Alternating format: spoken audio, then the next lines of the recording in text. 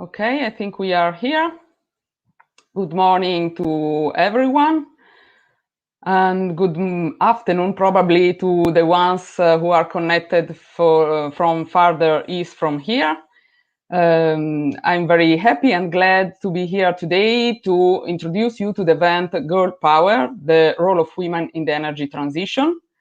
And we are currently in streaming both on YouTube and on Facebook. So in case you have any question, you can type them in the comment box, and we will take care of answering your questions or forwarding them to the speakers. I will give you just a short introduction to this event today. First of all, my name is Sara Gollessi. I'm connected from Italy, and I work for Enostra. And now we can start with the presentation. Okay, can you see my screen, I suppose? Okay, so I will start saying some few words on Enostra, because we will talk again about this cooperative afterwards. So it is useful to know what we are talking about. Okay, Enostra is a national Italian renewable energy cooperative, which is based, of course, on the active participation of energy citizens, basically the members of the cooperatives. And the aim of the cooperative is to develop collective power plants and to deliver renewable energy to its members. Here you can see a short history of the cooperative, which was born in 2014 within the framework of a European project. And now at the end of 2020, we exceeded the threshold of 7,000 members. So as you can see, the cooperative is growing quite fast. As I was saying, we develop new power plants, renewable power plants, and we sell the electricity to our members, but not only. The cooperative also provides support and consultancy services for its members, mainly to introduce energy efficiency measures in their houses, to reduce their energy consumptions, of course. We also do awareness raising activities, give information, and we also started providing training activities for vulnerable consumers to tackle energy poverty. And at last but not least, we recently started also to give assistance to local administrations who want to set up a local renewable energy community in their territories. Okay, I told you who is Enostra, but Enostra is also a member of this asset project, which is a European funded project. And this event is organized indeed in the framework of this European project. The asset project was funded in the framework of the Horizon 2020 program, started nearly 2 years ago. And the consortium is composed by 11 partners coming from 6 different EU countries. You can see here we have 6 academic and training members in the consortium, some very relevant, important academic institutions in Europe, all over Europe. And also in Greece, we have a professional training service actor.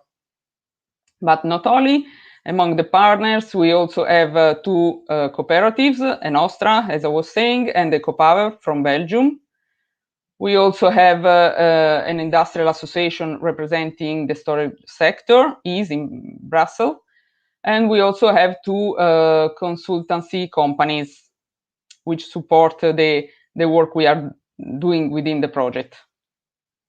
Which is the scope of the project? The overall scope of the asset project is to create a community to bring together all the energy transition education stakeholders to deliver a framework, so basically a sort of ecosystem, let's say, and also the community itself, and some means, some tools, some services for a continuous collaborative definition of knowledge, competencies, and skills required for the energy transition. So basically, we started to ask ourselves which are the needs in terms of education and training, and then we delivered some tools and services to facilitate the creation of the education and learning contents needed. Which are the main features of this ecosystem? It's for sure free and open to anyone. We also adopted a multidisciplinary and holistic approach to this. We try to be as much as possible flexible and modular, so anyone can basically adapt the training path, let's say, and the training activities to his or her needs. So we can perhaps decide to follow different modules of different courses and to find out which is the best for you for the contents to pick up from the different courses we offer. And then, of course, we included modules to train the trainers, which is a joke, let's say, but of course it is important to train the trainers before they can train anyone else outside. And at last, we tried to strengthen the collaboration between academia and industry in order to facilitate the possibility for students to find a job, of course, and the possibility for the companies and the industrial sector to find the right person they are looking for with the needed competencies and skills. We identified at the beginning of the project 6 main target groups, which are, of course, universities and research centers, so training actors in general, the companies, the industry sector, the policymakers, also the local administration and the regulators, societal actors, so basically consumer association, professional associations, NGOs. The energy citizens, we identified this category as thinking about citizens that are already more active and aware than other people around. And the last category is students or new employees, so people who are looking for a new employment. And we try to link its target group to keywords which identify the added value for these people to join the asset community and the project. Here you can see a screenshot of our website where there is the community section. And at the bottom of the page, you can see the marketplace tool and the learning graph tool, which are the main tools and services we provided within this project. If you want to discover more about them, you can join our community. You see the red arrow. You just fill in a quick form, and myself, I do approve your subscription to the community, and do it myself. This is another screenshot to give you an idea of our learning offer.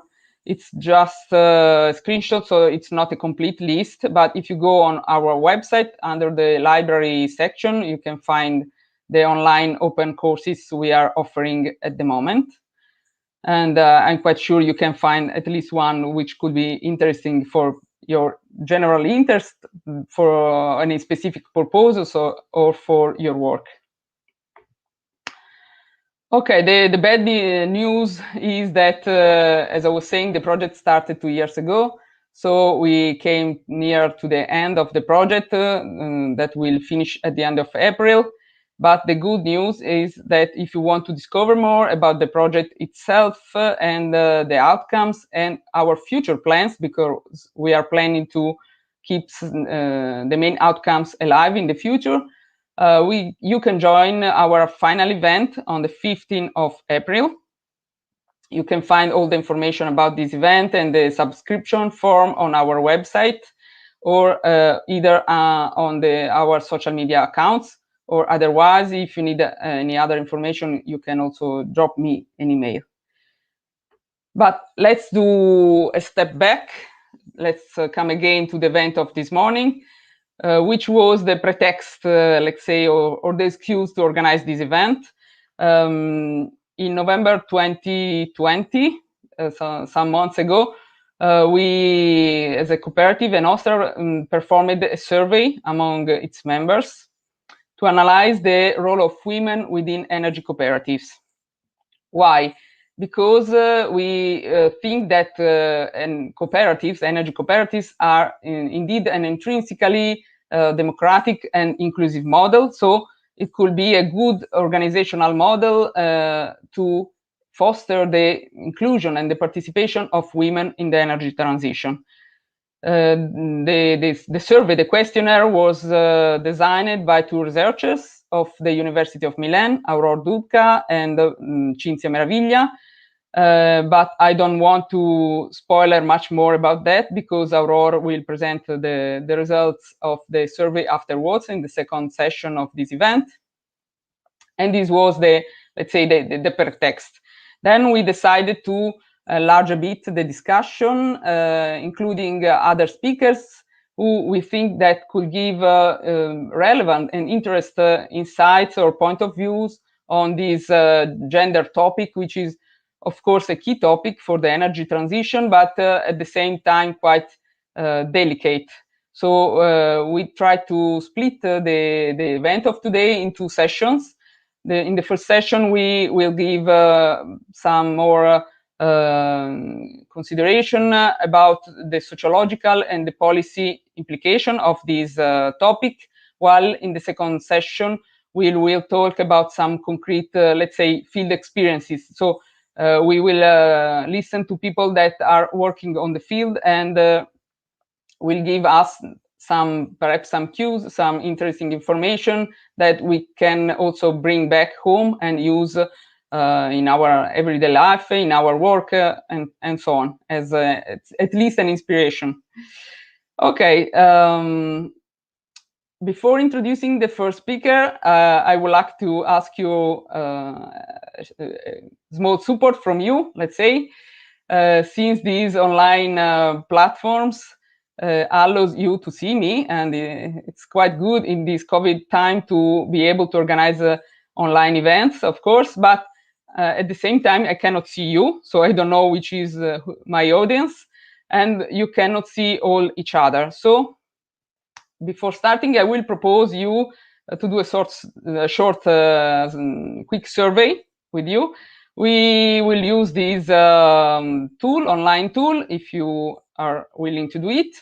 You can use your smartphone or a tablet, or you can even open a new tab on your browser. You just have to type this website address, www.menti.com. If you can do this, I will leave you some seconds to perform this. And as soon as it asks, you should see something like that. As soon as it asks you the numerical code, you should type this code 4778796. And let's try. Let's start. Let's see if you are able to connect to this website and you are willing to share with us some information. We are going to ask just really three simple questions to know who you are and where are you from, basically. Let's try. Let's connect. Let's see if it works.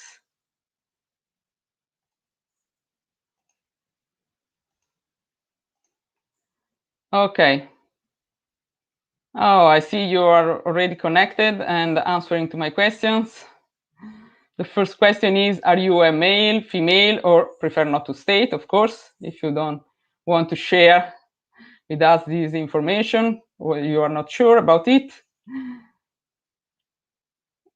Let's wait some other seconds to see. For the moment, I see that the majority of people connected are female, as we expected, but we have small representativeness from the male.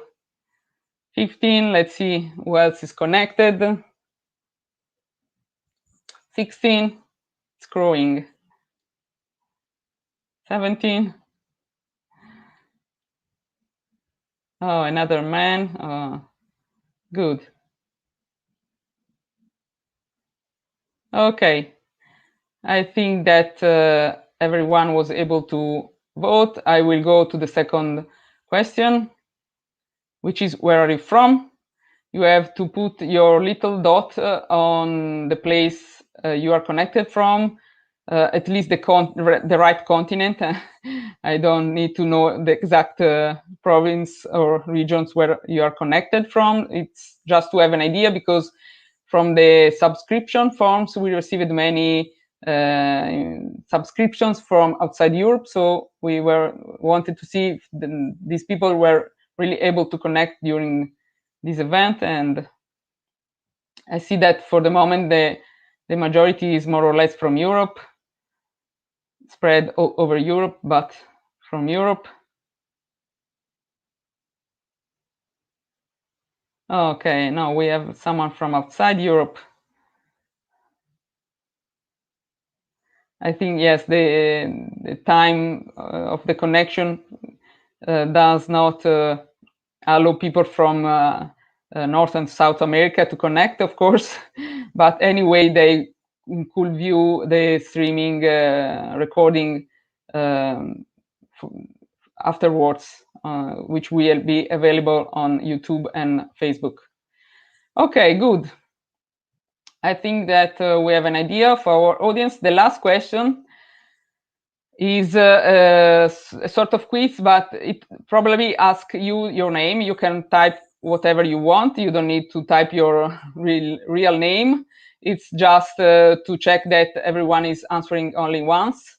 And I'm going to ask you which is your main activities.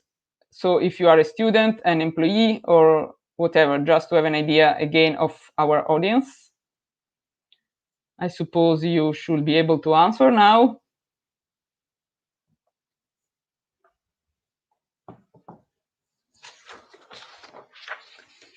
And then do not forget to press the button submit.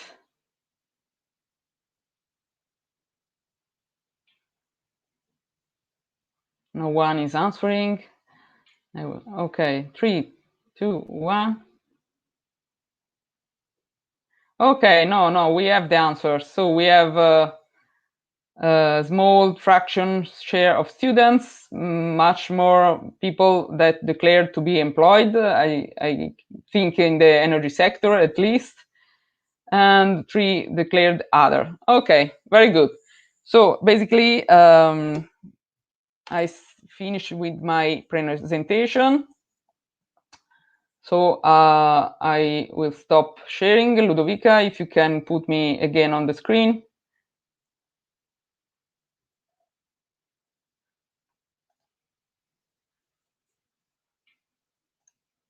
Okay, I'm here, I suppose.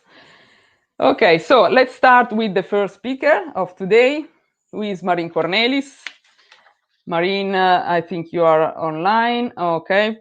Marine is the executive director and founder of Next Energy Consumer, which is a policy consultancy focusing on social aspects on the energy and climate transition at European, also international level. And as her work is mainly to bridge the needs and experiences of civil society, scientific communities, business and policymakers within, of course, the energy transition and climate change sector, let's say. And she was also recently appointed as, she was one of the first, indeed, as a European Climate Pact ambassador. So, Marine, the floor is yours, please. Thank you so much, Sarah. I'm going to share the presentation, if that's okay for our backstage. Yeah, okay, so you can see it now. Perfect. I'm really happy to be here. I've been a fan of Inostra's work for so many years, and when Sarah contacted me to ask me if I wanted to give this keynote speech, I must say that I was really thrilled. And I must confess that I was also thinking that putting or trying to understand what where the European strategies to put women and gender in general be gender inclusive, I thought it would have been easier. Actually, I started doing some digging a little bit into the topic for this this special issue. I mean, I've always been interested and I've always attended conferences, etc. But I was really surprised when I started to dig a little bit deeper to find that Europe was not as let's say woke on gender inclusive issues as what I was expecting. So that's why my presentation, the name initially was European Strategies for Gender Inclusive Energy and Climate Transition, but I added this question, where do we stand? Because I think that we have to really acknowledge that there is still a long way to go. And I hope this will trigger a discussion later, and I will be, of course, really happy to keep on the discussion with every one of you later on. So thank you very much for the opportunity, because it really truly opened my eyes on this issue and on the fact that the road is still very long to go. So our president of the European Commission is a woman. She's a very experienced senior professional, and she already understands that we can only reach our full potential if we use all our talents and diversity. We need to be we need all kind of experience. We need all kind of background. We need we need everyone on board, actually, to make a just energy transition, to make an economic transition, to a fairer and more resilient society. And I think that's already quite a good point that the European Commission President acknowledged this. However, if you see it in this quote, she doesn't really mention gender. She mentioned diversity and talent. But I'm wondering, can half of the population truly be acknowledged as only a minority or diversity, if you see what I mean? I mean, I think that's it has to be a little bit broader, and that's why I dug a little bit deeper, and I found that gender equality is actually a fundamental principle of the European Union. I mean, it's already in the Treaty of the European Union, in the Treaty of the Functioning of the European Union. Sorry for the jargon, but you see the different treaties that exist. There is also in the EU Charter of Fundamental Rights. The EU has been has signed for the Beijing Platform for Action on Women's Rights in 1995. It's of course following the activities of the Sustainable Development Goals number 5 on gender equality and women empowerment. It has also adopted the Gender Action Plan under the COP23. So, I mean, there are already quite a lot of international commitments and a lot of declarations in favor of gender equality. And last year, there was also a EU gender strategy handled by Commissioner Maria Gabriel. And the issue of this gender strategy is to mainstream gender issues and intersectionality as horizontal principles, meaning that gender issues, intersectionality, inclusivity, etc., should be included in all aspects of EU energy policy making. And in particular, there is one mention of climate and, let's say, energy policies as well, which says that addressing the gender dimension can have a key role in leveraging the full potential of policies, of these kind of policies. So that's quite a good start. But where does that stand now? In practice, we can see that gender-related differences and inequalities remain really widespread. So far, women suffer the most from climate warming and energy poverty. For instance, 8 out of 10 displaced peoples displaced by climate change are women, girls. Worldwide, 3 billion people lack access to clean fuels for cooking, and we know that mostly women do household chores. and cooking. So they must be the one affected most by this lack of access to clean fuels. And regarding energy access, even in the European Union, women are more likely to fall into energy poverty, for instance, as isolated adults, let's say retired pensioner or single parents. Women are more likely to be tenant and to have lower wage or pensions. And for instance, in Bulgaria, 80% of single women or single household led by women cannot afford to heat, against 65% for men. So the difference is quite important regarding energy access and susceptibility to climate. In the energy sector, the labor market is still overwhelming handled by men. I mean, so far, women represent 1/3 of the workforce in renewable energy, but probably the issue is that they may not be engineers, or they may not be the decision makers. Usually, women have like more administrative jobs. So, I mean, even if it's higher than the oil and gas industry, women still are underrepresented in the energy labor market. This might be explained by the fact that only 11% of women are graduating in science and technology and education, against 22% of men. So this was from 2018. You can find all this data on EIGE, the website, the dedicated platform of the European Commission. I also found that only 11% of energy-related patents are owned by women. So we have this kind of strong knowledge/ownership gap. And in the decision-making, that is absolutely striking. Only 7% of women are sitting, only 7% of the people sitting at boards in the energy sectors are women. This is so low. There are 21% in finance. And that's where I think that we need some quotas. We need to bring different experience.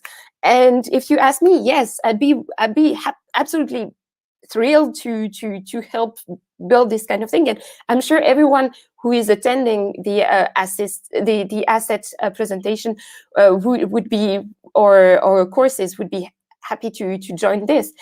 And so 3 years ago, women represented only 21% of EU government ministers dealing with environment, climate change, energy, and transport policy. So there is this enormous gap in the decision making and the acknowledgement of what women can do, and women can orient, let's say, the energy discussion. But another factor exists, is the factor related to the influence on the energy consumption patterns.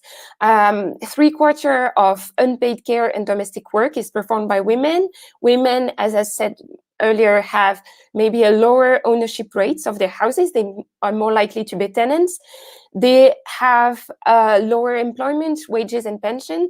And this, unfortunately, has also increased with the COVID outbreak and the aftermath. And also one of the big issues, and I'm sure that ENOSA is working on it, is the idea of time scarcity. Because women are doing so much unpaid work that at the end of the day, they have little time to focus on things that could also help empower the community, such as joining a community. So I'm really looking forward to our presentation on women and energy communities. And also, women have these different transport habits.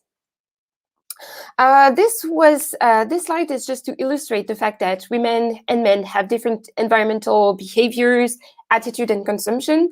For instance, women are more likely than men to reduce their consumption of disposable items. They are more likely as well to reduce waste and recycle. And also, they are more likely to buy locally produced and seasonal food. So there are different patterns. Of course, here it's really important to remember that women are not a homogeneous group. There are many different factors that have to be taken into account, which are, let's say, age, class, employment. So many different factors can be taken into account, and that's why it's really important to be careful when you show some data and you show them some groups. So far, what I found as well is that energy policies are gender blind, which means that for so long, the European Union has been saying that energy has no gender. Energy is a topic that has absolutely no, it has no color, no gender, no flavor, nothing. It is the same for everyone. But actually, as we have seen with the previous slides, energy and climate is approached differently by women and men. And the fact that this is not acknowledged make those policies really blind to the reality. And so in practice, the Energy Union or the Clean Energy for All package have no gender perspective. I looked into the national energy and climate plans, and I saw that only 7 countries mentioned gender perspectives or issues, and they were mostly linked to human rights or sustainable development goal number 5, as if gender issues were only related to the third developing countries. So it's really striking to see that in Europe, we are not really able to see the situation as it is. And only Sweden presents some disaggregated data, really limited, because it was only about female scientists or female in sciences, in energy sciences. So it's really limited. And Sweden also suggests some kind of a proactive feminist plan, but it's still very superficial and it won't solve everything. In the Green Deal, so recent policies, there are 0 mention of gender, women, or men, although the Sustainable Development Goals are central. The Just Transition mechanism is focusing mostly on typically male jobs, so here women are also forgotten.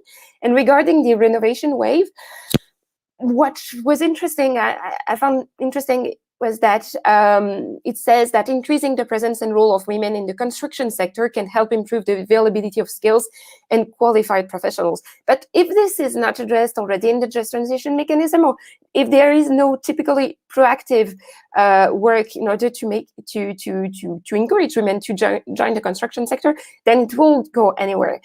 And these objectives or the energy policies will impact women differently. For instance, they are less likely to invest in energy efficiency and retrofit.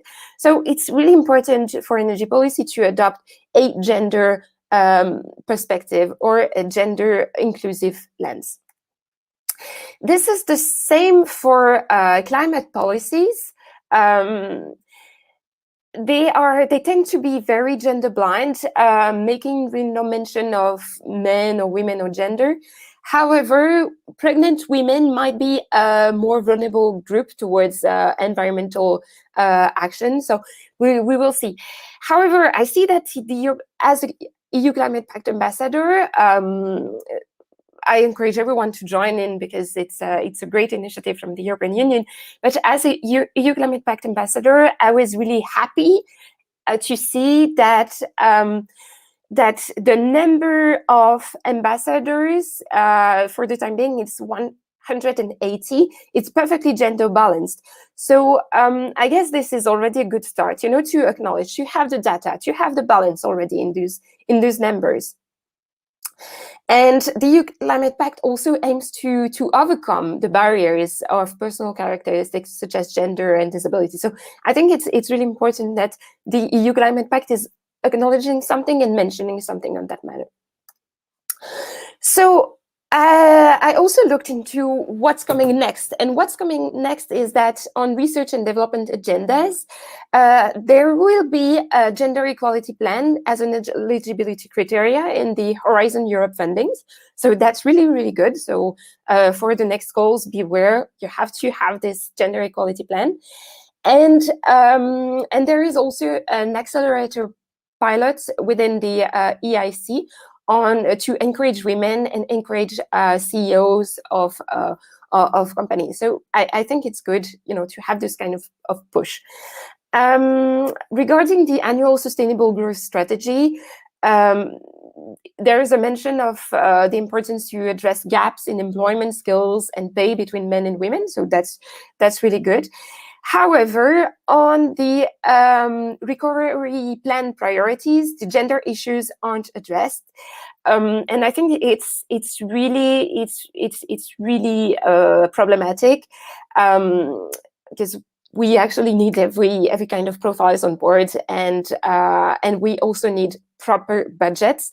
And if you see the next generation EU budget, there is no real mention to gender equality either. So without proper budgets, indeed, women's situation will not improve, and we need to, we as the civil society really need to push for proper budgets in order for everything to happen. So a little bit of background reflection. I thought, what is preventing EU energy or climate policies from becoming truly gender inclusive? So we have policy silos in the sense that everybody think in their own way, and they tend to see that gender is not an issue, whereas let's say social sciences will show that it is an issue. Subsidiarity, it's the principle that EU and member states have different skills and different levels of competence, and if member states are not proactive, then nothing will happen. I mean, on the knowledge, and there is a lack of disaggregated data on gender. For this particular matter, I have to thank very much my friend Marielle Frenstrup, who did extensive research on that matter. There are also stereotypes. I put this kind of little drawing at the end because I felt that they were really representing what is missing. I mean, as long as we represent girls playing with dolls and boys playing with balls, we won't get anywhere. So we need to overcome stereotypes. We need proper representation also in the policy making process. We need a proper budget, and we also need motivation. That's why I put this very, very, very cute but very lazy dog. So as long as we don't see, we don't hear, we don't speak, we don't acknowledge, we won't go anywhere. So empowering women in the energy and climate sectors means we have to empower us and them and all kind of women with different backgrounds, with different kind of sexual orientation, with different kind of I mean, it's trans women as much as cisgender women. It's really has to be inclusive, and it has to be inclusion as professionals, as students, as decision makers and advocates, as researchers and scientists, also as consumers and as role models. And that's where I would really applaud Greta Thunberg for showing to a next generation of girls that it's possible to be there and have your seat at the table. So my pledge for today would be that we have to make EU policies explicitly feminist, in the sense that the future is female. If we want to have a proper a balanced society which takes better into consideration all kind of profiles and background, it has to be explicitly feminist, meaning that we have to systematically, concretely address the gender impact in policy impact assessment. We don't have to say, yeah, maybe, or whatever. We have to have this kind of gender lens when assessing. We need also bolder gender-specific objectives in EU policies to close the gaps and break the glass ceilings. Also in different kind of policies, for instance, just transition, digitalization, finance, competition, foreign policies, etc., because they are all dealing with climate and energy policies. So they also have to include this kind of gender lenses. at the national levels, we need to have some proper objectives that target women in, for instance, national energy and climate plans and local climate plans, the CCAPs. I would strongly argue for pink quotas. We can have a discussion about that, but now we need to make a leap forward, and just declarations are not enough. We need to see more women at the table, and if quotas are needed for that, let's go for them. And as I mentioned earlier, we need to collect specific data to get a clearer picture and address specific issues better. And we need to engage different sorts of women in policies that have a direct impact on them. Women are not a homogeneous group, so we shouldn't expect them to behave as such. We need a proper inclusive lens that is not only about gender. Ethnicity, age, disability, class, sexual orientation, etc. should also be considered. And to finish, I wanted to finish with this quote by David Sassoli, the President of the European Parliament, who is a male ally in the fight for a gender inclusive rights. And he was saying, as many other members of the European Parliament said before, that women have their seat at the table, and we have to achieve genuine equality. And it's time to end the rhetoric and to forge ahead.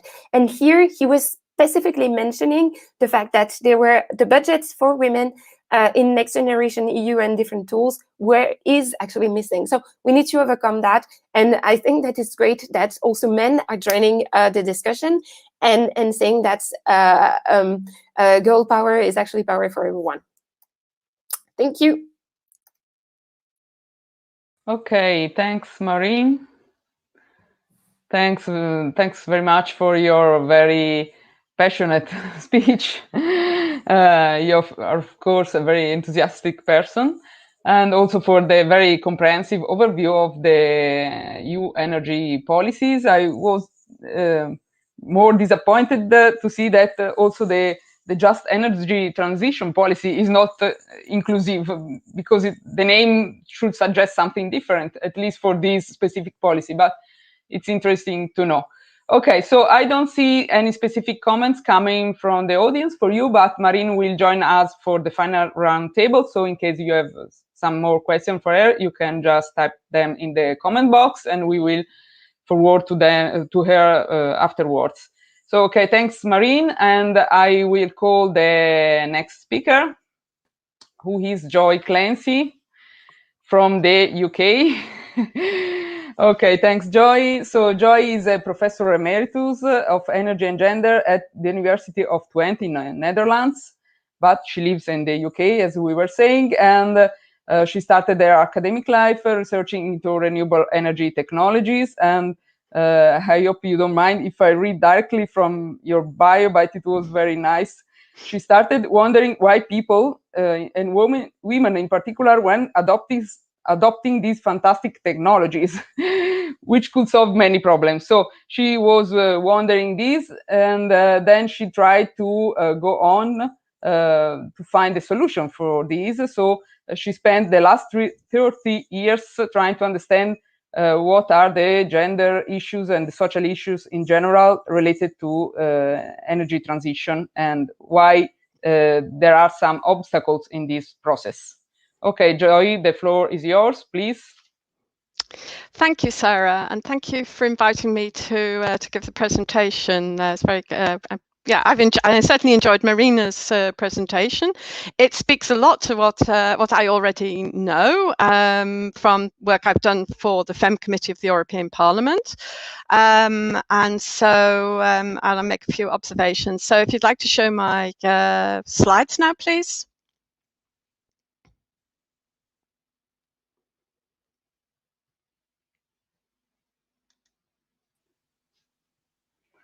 I see something happening. They said you have to open them on the white screen. Put them on the screen. Yes, they're open now. Okay. Okay. Yeah. Okay now.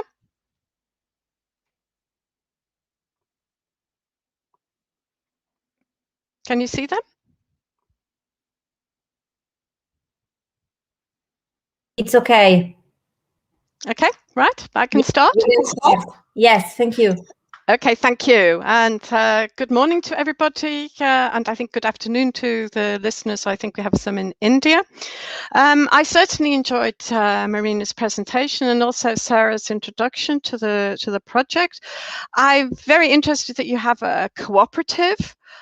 Because one of the things that is that women, a lot of women do like to work in a cooperative, and so I was and one of the oldest energy cooperatives is actually run by a group of women called Winfang. They set up a cooperative that involves both technical and non-technical women in Germany back in the 1990s. So you might like to find out a little bit more about them too. I mean, my talk actually does follow on very much from what Marina was saying, and it's about the numbers. And I did like also the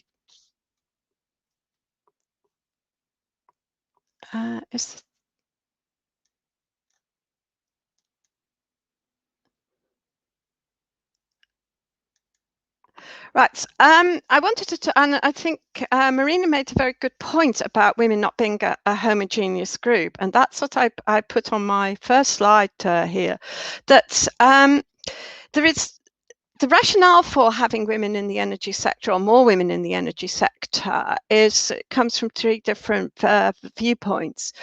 For women, there are three arguments. One, I think, is for access to meaningful work that both is self-satisfying for the person doing the job, but also for particularly in renewable energy, for people feel that they're making a very meaningful contribution through their work, say to environment, climate change. It's also a gender equality issue of wanting to be able to do similar sorts of things to men, and also and I think this does make it rather difficult for a certain group of women, is that it's a challenge to patriarchy. And the sort of things that Marina was describing in her last couple of slides, and I think for many feminists, this is particularly problematic and particularly some of the things that I'm going to come on to. This actually been very frustrating what has been happening. For companies, there is now this myth going around that it's good for business. Having lots of women and public profiles, it looks good for your business. And there is some evidence to show that a diverse business, and here I'm also at one with Marina when I use the word women or gender, I'm actually talking in a more intersectional way, that we have to think about people from the BME community, from people with physical and mental challenges. So a diverse workforce is seen to be a very effective workforce, not only for the company but also for the individuals. Women in senior positions are all seen to act as role models. So companies see it from both an internal and an external perspective. And for governments, well, there's also that it should be seen as contributing to social and economic goals. So depending on whose perspective, it differs. Now, I mean, Marina made a lot of points about the numbers, and I have my doubts about this. I think one's got to be a little bit careful about the way you approach this, because I think a lot, and that's something I'm going to talk about in the presentation, is what happens after women get there. Well, I think that one point I would strongly make is that not all sisters are signed up to sisterhood, and I think that there is little conclusive evidence that women in positions of authority are more likely than men to represent women's interests. Yes, it's always a bit embarrassing in a European context to talk about the UK, but if you think some of you might have heard of a prime minister we had called Margaret Thatcher. And as a woman, she was probably one of the most unsisterly politicians that has ever walked the planet. And I think if you think in your own context, you can probably think of similar sorts of examples, unfortunately. And I think also one of the things that Marina touched on was about stereotyping, that attitudes take longer to change.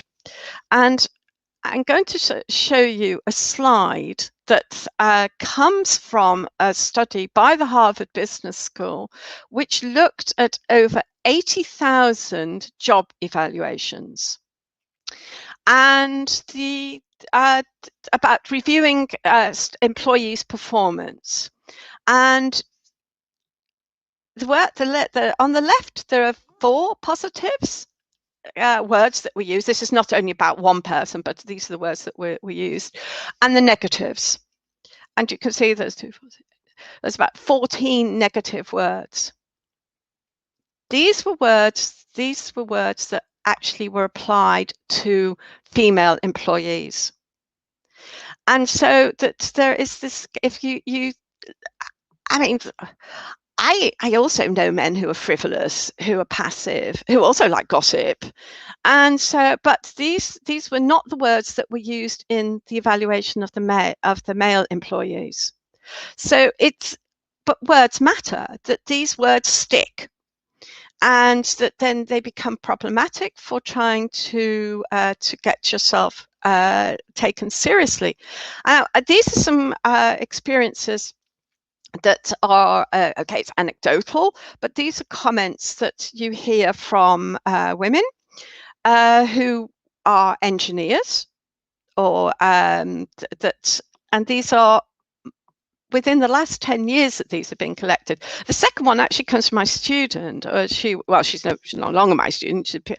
After she got her PhD, she went off to work in a government energy laboratory. And on her first day, she was asked if she was the new secretary. And so this type of thing, I'm sure that you've all, even if you haven't experienced it yourself, you will know of female friends who have been through this. So this sort of attitudes do still prevail. In fact, I just had from an organization my own university is involved with, I've been asked to sign a form for a student to do an internship, a female student. All the wording is in the masculine. It's all male pronouns. So I've sent it back and refused to sign it until they change the pronouns. I mean, it may be small, but it's also symbolic. And I think it's symbolic of the attitudes that still exist. Now, also, I'm not sure how well you can see this this slide, but this comes from a study that is looking at gender equality in the workplace, and it's been tracking data over a 5-year period, and very in line with what Marina was saying is that the energy sector doesn't do terribly well. This is a share of women in the total workforce per industry. And so that the energy, it's running about 35%, just under the 35%, and it's not really going up significantly. And what you tend to find is where women are doing a higher percentage of the workforce tends to be in the sectors where there is very strong public face, that there's a lot of interaction with your clients. Or they tend to be in things like healthcare, where women's sort of stereotyping of this is where women work. Well, how to get there? And Marina also gave some suggestions. And here's some of the things that my research has thrown up. Certainly, networks matter. And I think that, Sarah, what you've been building with your project is going to be important in this. And what the evidence seems to show is that renewable networks are more open to or are more inclusive to people who don't fit the male stereotype, more so than oil and gas and nuclear. And I think that this is possibly that these are much newer networks, so that they have less time to establish and become rigid in their ways of thinking.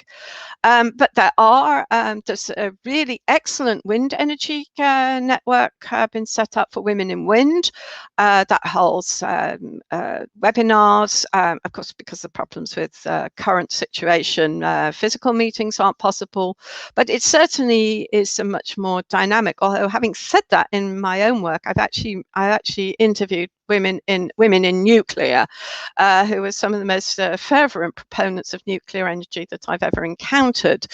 Now, I think also an interesting thing, which I think you can also help your female friends or students if you're in academia, is that women tend to apply for jobs if they fit all the criteria. They'll only if there's one that they're not sure about, they won't apply.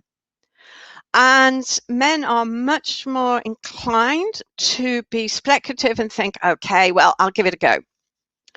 And the evidence shows that these sort of men often do get the job. And so it's to try to encourage women to be that little bit more risk taking and to go for the job. And I think one thing that is a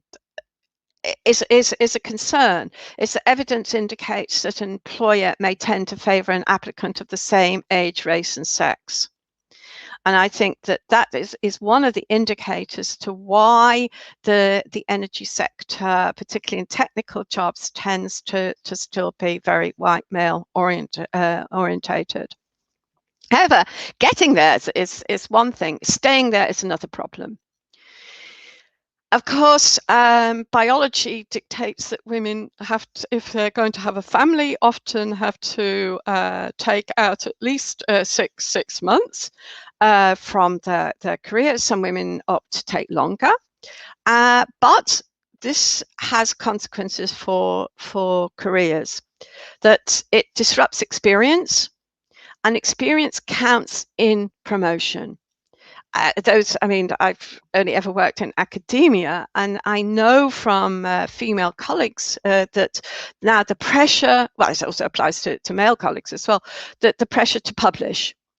And to publish, you have to have up-to-date data, and if you've had a career break, that becomes very much more difficult. And so building your reputation that helps you to progress also becomes problematic, and also taking part in those networks. And it is also evidence to show that if women opt to have a longer break after having a child, then their commitment to the job is questioned. So it becomes a barrier to promotion. And the evidence shows that women in STEM jobs cite more frequently than men that their reasons for quitting are family-related issues and the time of family. And I think it's also increasingly, because in Europe of the aging population, that it's not only looking after children that becomes a demand on time, but also aging family members. Now, I think I would also want to say one of the things about the worrying thing about just focusing on how many women you have doing something is that it also doesn't necessarily work.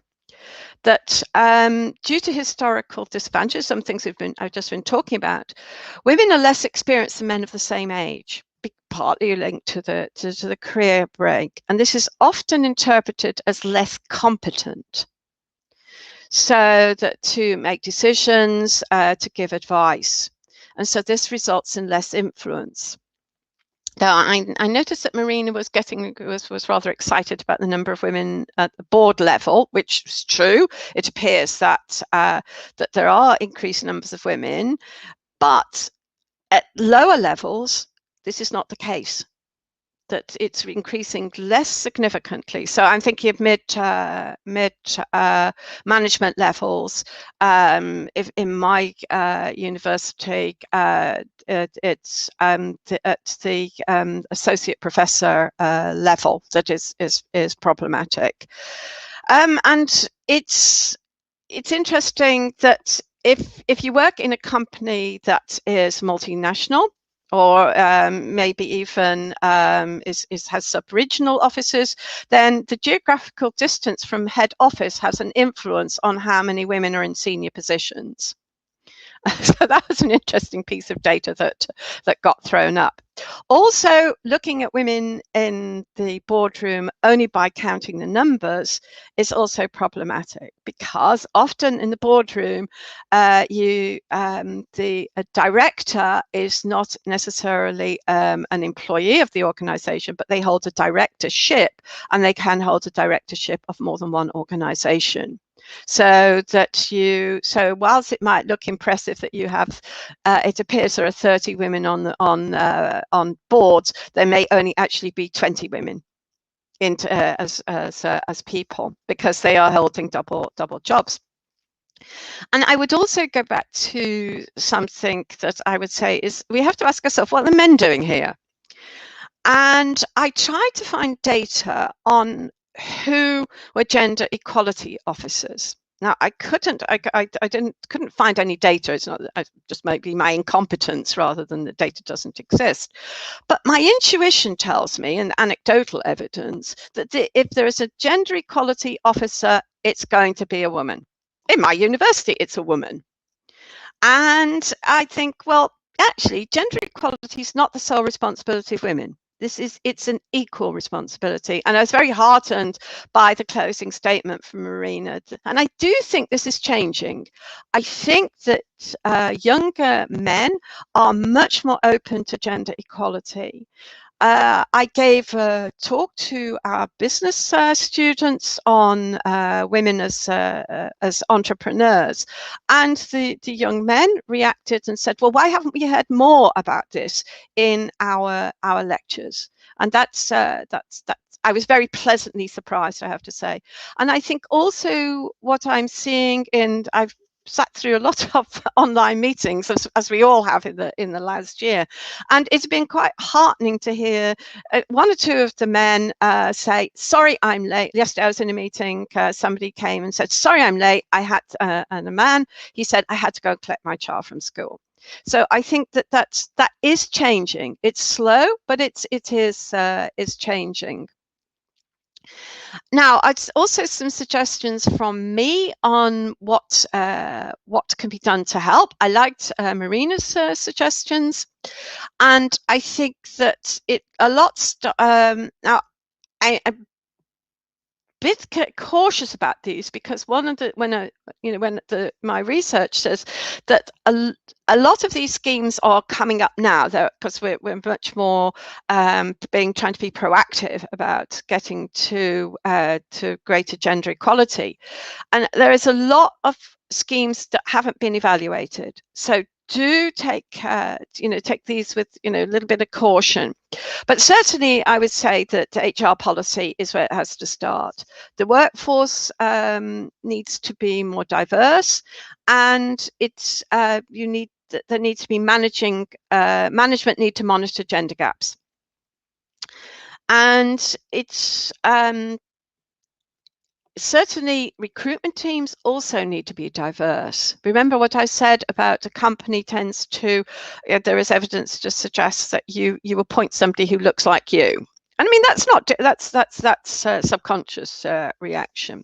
Yes, we do need disaggregated data. Completely agree with Marina there, and it has to be intersectional data as well. But I would also, don't just rely on quantitative data. I think that it needs to be backed up with qualitative data, with case studies which explain what is going on. flexible working hours and locations. I think the jury's out on this. I think that the COVID situation may have had a positive influence. You know, you read different stories from different people, but I think the one thing is that at least it's started a discussion. It's started a discussion about flexible working hours, fitting it in with care, duties of care, and also where we work. And I would again say that this points the finger back at men and saying, well, what are you doing? You know, what? And I think for a lot of men, working at home has really opened their eyes to what childcare and also care for older relatives actually means. And so I think this is a start of changing attitudes. And I think another thing that certainly does help is mentoring and networking. So I would certainly say that is certainly a top tip. That finishes my presentation, but I would just like to leave you with this closing thought, which is that recognizing women for their abilities, experience, and skills rather than branding them as diversity trophies. And this came from an interesting study, which is a very new piece of work, which I found actually, given that it came from the business community, actually turns out to be a lot more radical than I was expecting. So I certainly recommend it as a quick read through to get you up to speed, which is what was happening with gender equality in the workplace. So that finishes my. Yes, thanks, Joy. Thanks very much. And yes, I really wanted to have Joy here today because I attended another conference where she had a presentation some weeks ago, and the title of her speech was Mind Bugs, and I was really very inspired by this title. And I also think that what she also said today is that these mind bugs are not only in the male, let's say, mind, but also in women mind. So it's important. The first step is to recognize these mind bugs, because sometimes we already somehow moderate ourselves before other one outside do this. Okay, so I don't see any comments, no, any questions, sorry, for the from the audience. And I know that Joy has to go because she has to give a lessons to her students now. So we say hello to Joy and we can go. Thanks again, Joy. Thank you for having me. Yep. Good luck with the rest of the session. Thanks. Bye. Okay, thanks. We can go on, and I will ask to the next speakers, Dario and Ilaria, to switch on the camera. And we are crossing all Europe, going from UK to the south of Italy, to Naples and Puglia region. And okay, I will give the floor to both of them. We have all, let's say that Dario is our blue share speaker today, because we were not able, it was quite difficult to find a male speaker for this kind of event, but we were able, of sure, so thanks, Dario. And they are both representing here the University of Federico II of Naples. He is a partner of the Asset Project too. So Dario is a researcher at the Department of Social Sciences at the University of Naples, and he teaches environmental sociology. You can also follow his online course on the EMA platform inside the Asset Project. And we also have Ilaria Marotta, who has a PhD in social sciences and statistics. And they will present us one of a piece of the research they performed within the Asset Project. So the floor is yours, please. Okay. So can you let's try to share the slide. Yeah. Let's see if it works. Otherwise, I will do it.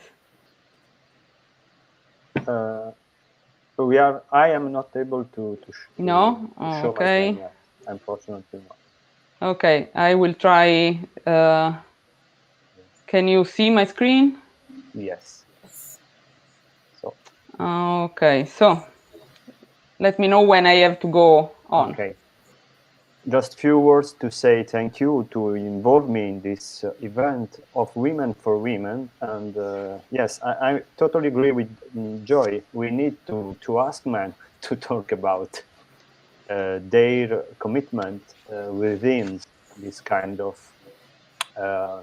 fight, because sometimes it's really a fight in order to face the gender issues, not only in energy transition, but in a very general sense. Our presentation today is it's curious because we have both topics from the first presentation of Marine, and also in the second part of our presentation we have points in common with the argument of Joy, in particular with the point that not all sisters are signed up to sisterhood. And indeed we have counterintuitive results from our research. So please, the next slide, Sarah. Yes. What we are going to do is to speak about the fact that gendering energy transition is not so clear as a process. It's more something like an ambiguous dilemma. Indeed, in our presentation, please, the next, we are going to have a first part of the presentation devoted to policy frameworks. In this first part, I will repeat something that was very clearly explicit by Marine. And these policy frameworks, we have both awareness and general expectation in the implementation of the action in order to face the gender gap. At the same time, we have in our presentation what emerged from our research within the asset project. And so in that case, we are going to discuss with you experiences and actual opinions of those people, male and female, that are within the field of energy transition. So this is a way to compare what is expected from the policies, what is today clear from the policies, and what happens in the field work of energy transition. The next. Just very few words about the general scenario. We know that energy infrastructure are generally considered a matter of hardware. So when we talk about energy, we are talking about technical issues, technological effectiveness, and sometimes when we talk about the software of the story, we take in account what? Basically the good individual conduct in energies. That means good behavior in terms of consumption, good abilities in order to choose the right bills or the right provider. Is basically a way to think about the society in terms of a sort of rational choice that an actor have to implement in his everyday life. We know that is something more complicated like that. Then we know also that energy is part of everyday life in terms of citizenship. Very often we used to think about energy, but not only to energy, to education, to health, to all those services and goods that are fundamental for our citizenship. So we think to them as a taken for granted services. And what is very interesting is that these services and these goods are organized through pipe and cables, through networks that sometimes are not immediately visible, but are at the core of our citizen inclusion and our rights in everyday life. This is a very interesting point that was developed from colleagues of Manchester University within the framework of foundational economy. And energy is definitely part of the foundational economy. And then we know also energy sometimes is assumed to be naturally neutral. What does this mean? That we are talking about something that is, how to say, is not so, is not cultural. Energy is there, and so it is energy in itself. So we have not to think about a lot about what gender energy is, but we know that this is not true, because energy, for example, is mostly managed by men, and these have consequences in order to organize the energy life of people, or of ordinary people. The next. If we consider policy frameworks, again, Marine was really better than me in order to depict our policy frameworks in Europe and worldwide. But if we look at policy frameworks, we can say that the gender issue, and in particular women, are detected in a sort of passive role. They are those people, they are part of those social groups that have to be supported in order to improve their presence, or their good presence in the energy world.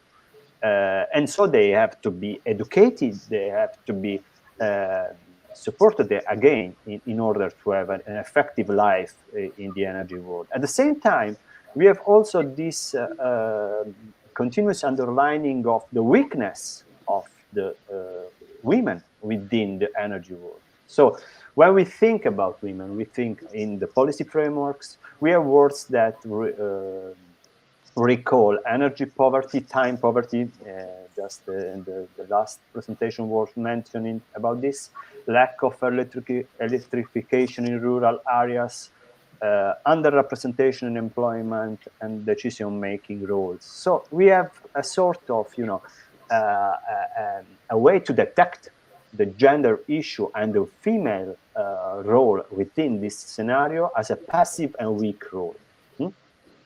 The next.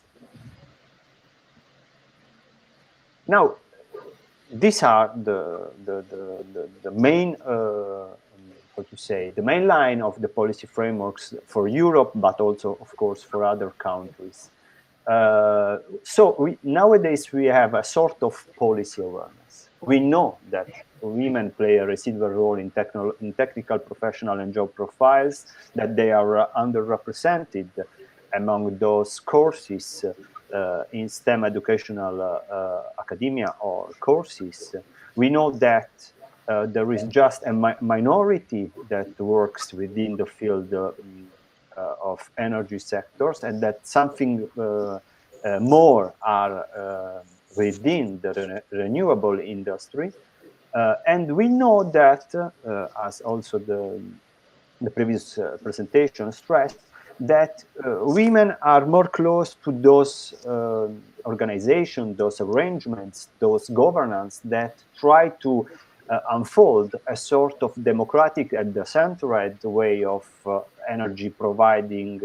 And so we, for example, we can think about of course, the eco cooperatives or the local prosumerism experiences in which we have a relevant role of women, or for example in the rural experiments. While we have, of course, a very less present of women within those models that are more modernist. Let me say, if we think to the big plants of renewables, the big plants of wind farms, or those very, how to say, very, yes, modernist approach to the energy transition, we have, in that case, less presence of women and a completely different ideology of the energy transition. The next, please. So, again, because just to the next, Sarah. Yes. So in this slide, so we can sum up what we know and what policies help us to to state as a sort of point of departure of our arguments.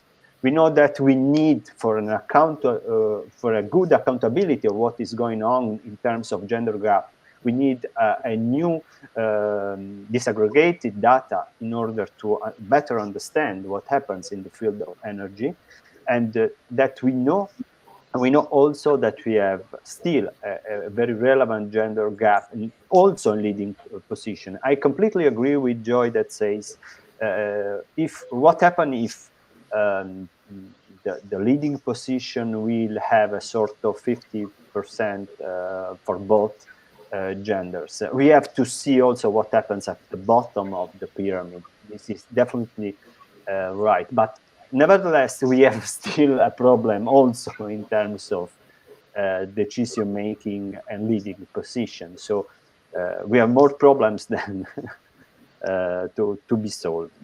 The next one. Now, when we have to deal with this kind of argument about the policy network, we have very often this kind of argument about gender neutrality. That is a very tricky topic, because this could enhance policies that try to benefit in an equal way women and men. But at the same time, talking in terms of gender neutrality means also to blind the differences and the real concrete situation in which people and actors live their everyday lives. And so this means that if gender neutrality means to be blind in terms of stereotypes or actual discrimination, it could be a big problem. So this means that we have to acknowledge that gender in itself is a social constructive and dynamic point, and that this point reflects not only the general social construction of meanings, role, and different and division of labor, but these are very embedded in the territories and in the local context in which our attention will be focused. And this is a very important point. So the next one. Yes, so the aims and the expectation of that we can retrace in the policies at international level are those that Marine stressed in her presentation. So I don't repeat again the same things. But now we know that there are expectations that are directly connected with the explicit statement of policy framework. But what happened when we involved those people that are actually involved in the energy transition, also in pivotal roles? So this is what Ilaria, this is the most interesting part of our presentation, and Ilaria will talk about this. Thank you. Okay. The next one. Good morning, everyone. Thank you, Dario, for your introduction, and thank you, Sarah, and all the staff for the organization. I'm going to continue our presentation by focusing on the first result of the social research conducted from a group of sociologists of the Department of Social Sciences of University Federico II as a part of ASSEP project. In particular, we set an European survey addressed to stakeholders of energy transition. Our sample is of 114 respondents, and you can find in the table the average profile of our sample. In particular, we have 55% of men and about 29% of women. 41 is the average age, and they had a high level of education with a PhD or a master, and the main disciplinary field of education is engineering and technology. And for what concerns the type of organization is mainly private sector in energy production with a multi-level governance, with the national governance, and the main position of the respondent in the organization is a technical and administration staff with high responsibility. Please, next slide. Okay. One question of our survey was on which aspect should be focused the educational system in their country in order to support the next energy transition. Our respondents had the possibility to indicate their opinion using a scale from 1, not at all, to 5. As you can see in the chart, the most relevant aspect on which educational system should focus are, first of all, environmental aspect, followed by social aspect, but gender aspect was not felt to be as important as the previous. Please, next. Sorry. Don't worry. Another question of the survey that I'd like to bring up is the following. How important is diversity management, gender education in your country? The answers were classified by geographic area, and the table showed that the diversity management and educational gender was felt to be very important within Nordic and West European islands, while for continental and Mediterranean area, this topic is deemed to medium importance. Please, next. An important section of the questionnaire regards the required skills in energy transition. We divided the answer by gender. As you see in the charts, the hard skills that women consider of high importance are digital skill, software knowledge, network analysis, and management, with least important being language knowledge. From what concerns the main point of view, the most important skills are the same, but with a different order. And the last important being accounting. The next slide shows the soft skill required in the energy transition sector, and the view is different between men and women. For women, the most important is adaptability, creativity, while for men is communication. But it's important to underline that both for each gender, the less important in this scale is learn to learn. Please, next. Another interesting question of our survey is the following. Which policy sector need to be more supported in the energy transition process in your country? Both women and men agree on the fact that mobility and transport is the most important policy sector. But on the other hand, women give more importance to heating and cooling. The last question that I'd like to bring to your attention is about can policy contribute to reinforce a democratic energy transition process? For women, they are in which policy the most effect is in supporting energy citizen project, while channeling women in the energy sector is felt to be a medium priority. For men, the trend of importance across this range of policy sector is different, but in any case, channeling women in the energy sector is not a main priority, also for the men. Please, next. In addition to the survey, a series of in-depth interviews were conducted, and let's now read an extract from one of these, which is related to the gender topic. The first interview is from a president of Cooperative Federation, and he's a man. And he say, about the gender gap, if we look at the manual labor, I don't see many women at the roof installing solar panel.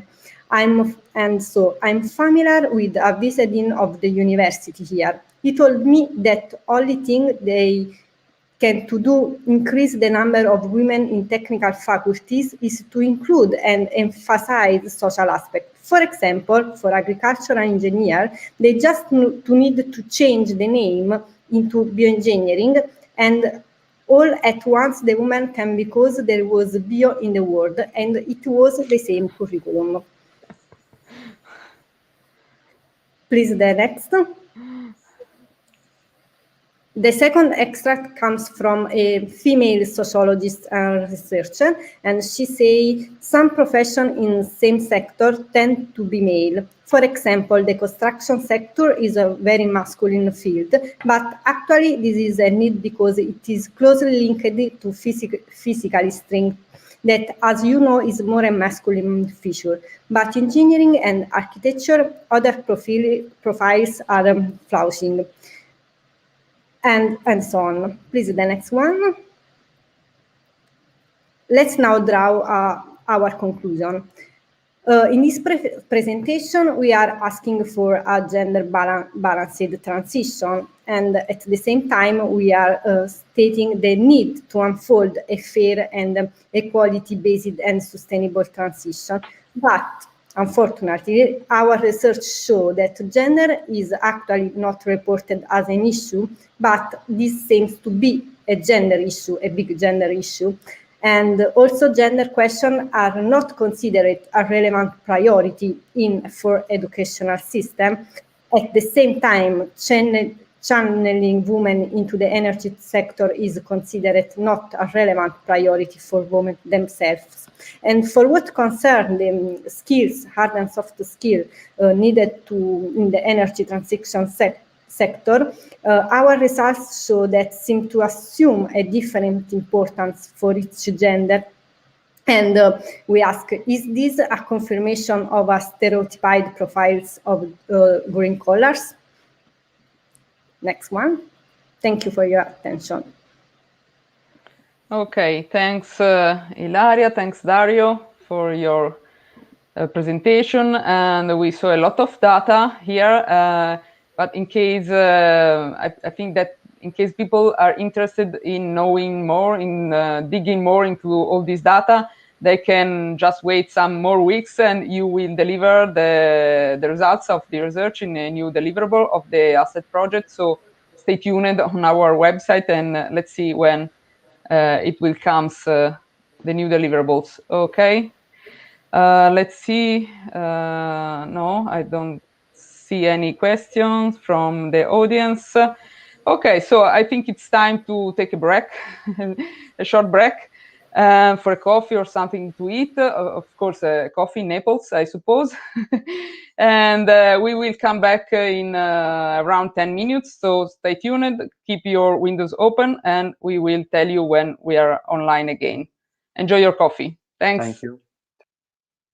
Thank you.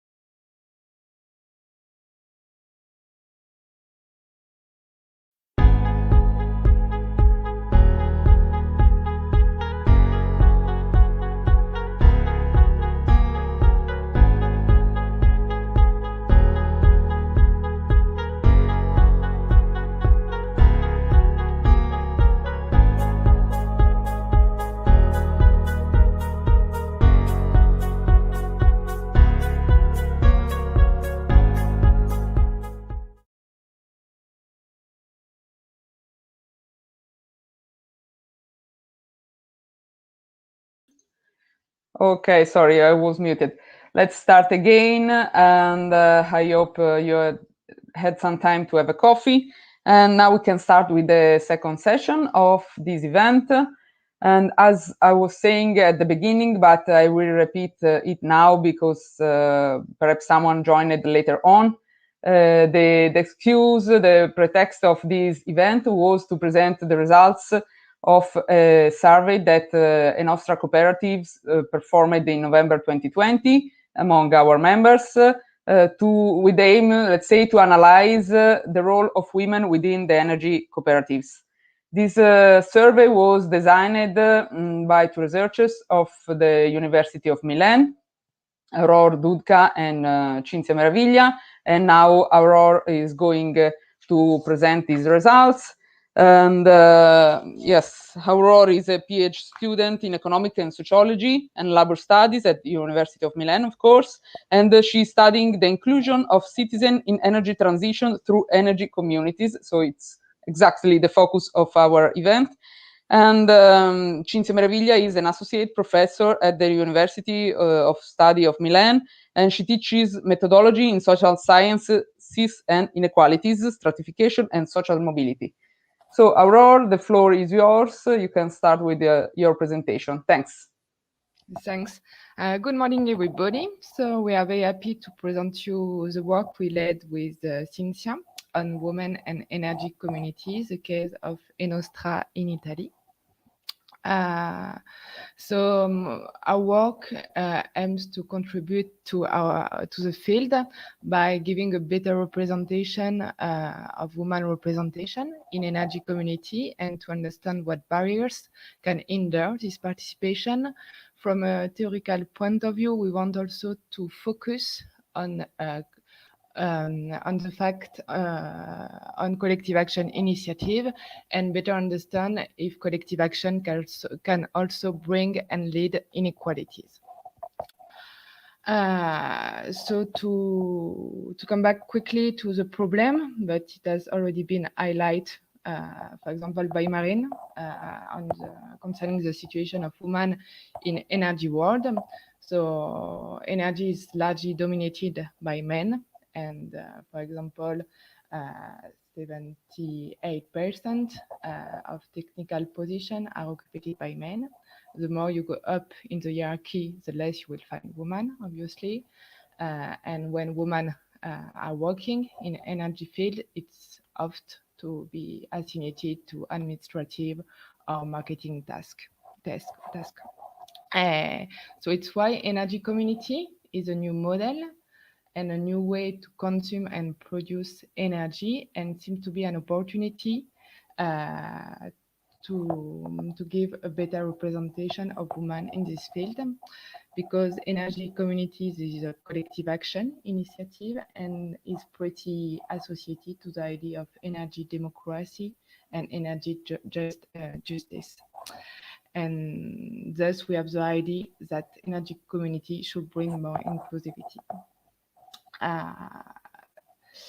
Especially for women. But the problem is, for the moment, some preliminary studies seems to show that it's not the case, with women still underrepresented in this field. So it's why we choose to let this work to better understand the place of women in energy community. And for example, why women are still underrepresented, what can hinder this representation, why it's important having women perspective in energy transition, and how can we foster their participation. One point to stress also is that it's very important to better understand women representation, since in 2050, half of the European household could produce their own energy, and 37% of citizens in European Union could participate to energy community. So to stress how women could be better included in this kind of initiative is really important today. So from a theoretical point of view, we adopt a critical perspective of the Ostrom Institutional Analysis and Development Framework. and we will analyze through a gender lens. So as I told you before, to better understand also how collective action initiative can bring inequalities. So we have some research question, but we are not going to address all these research questions in this presentation. The aim of this meeting is more to give you a first overview of our result. So why Italian case? We choose to study Italian case because first few studies have been made on Italy. In Italy for energy communities. The second reason why we choose Italy, its gender stereotypes are pretty strong in this country and compared to other European country, and so it can be more difficult for women to find a place. In energy world. Enostra is also a good case study since it's the biggest energy community in Italy. And one point also very important, it's Enostra is led by a woman, and it's the only one in Italy, and also in general, it's like we have very few cooperatives leading by women. Sorry. So we lead this study with Enostra. So from October to November, 1 month, we make one recall, and we have 40% of people who receive the mail, and fast 300 people who fill the survey. So we put a strong emphasis when we initiate the study to ask in your family would choose to take part to the cooperative to avoid biases on this. Voila. So as I tell you, we will give you the first preliminary result that we have found. Alors, concerning the sample, we have more or less 60% of men answering and 40% of women. On average, the age of women is 55, and for the men, 52. A lot of people joined the cooperative from 2015. And a lot also of shareholders were belonging to an association before coming into cooperative. I led a part cooperatore. So people in the cooperative are pretty educated for both for man and woman, even if little more for man. And they have also, in majority, study energy. So a little more for men, but not significatively.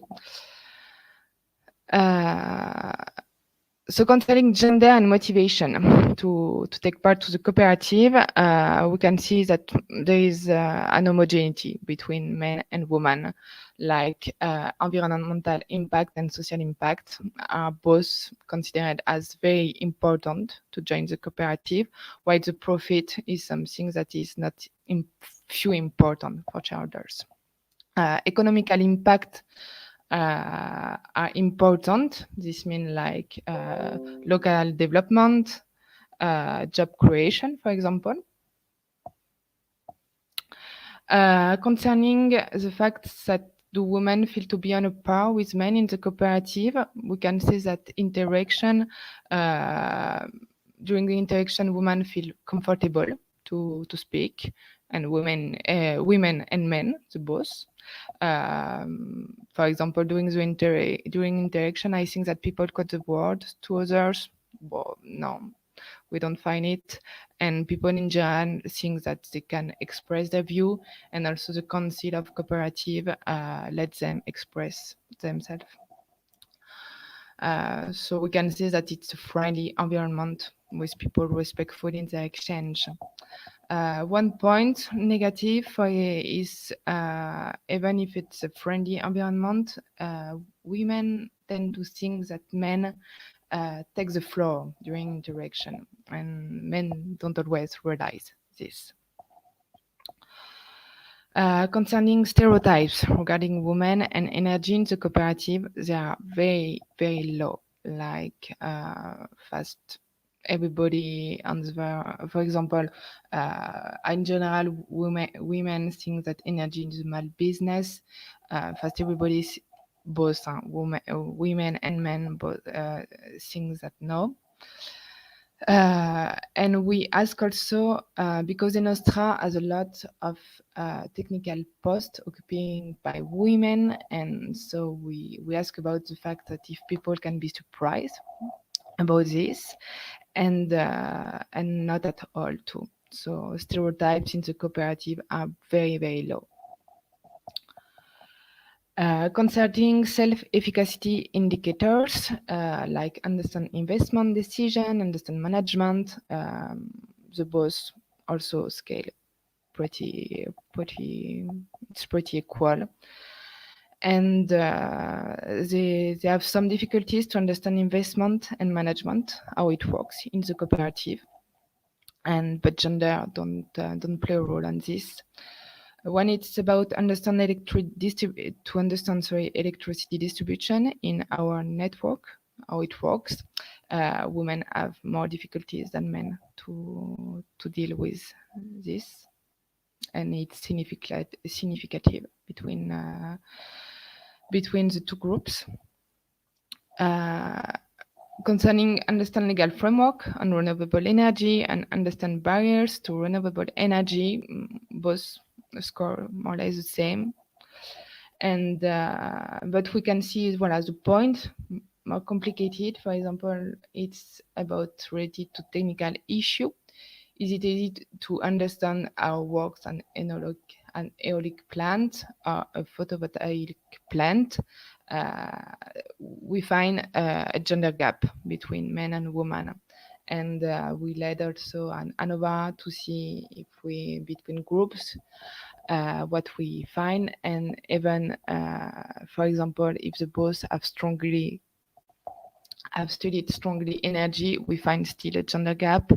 The study level, it's also significant. Always women undermine their competencies about technical issue.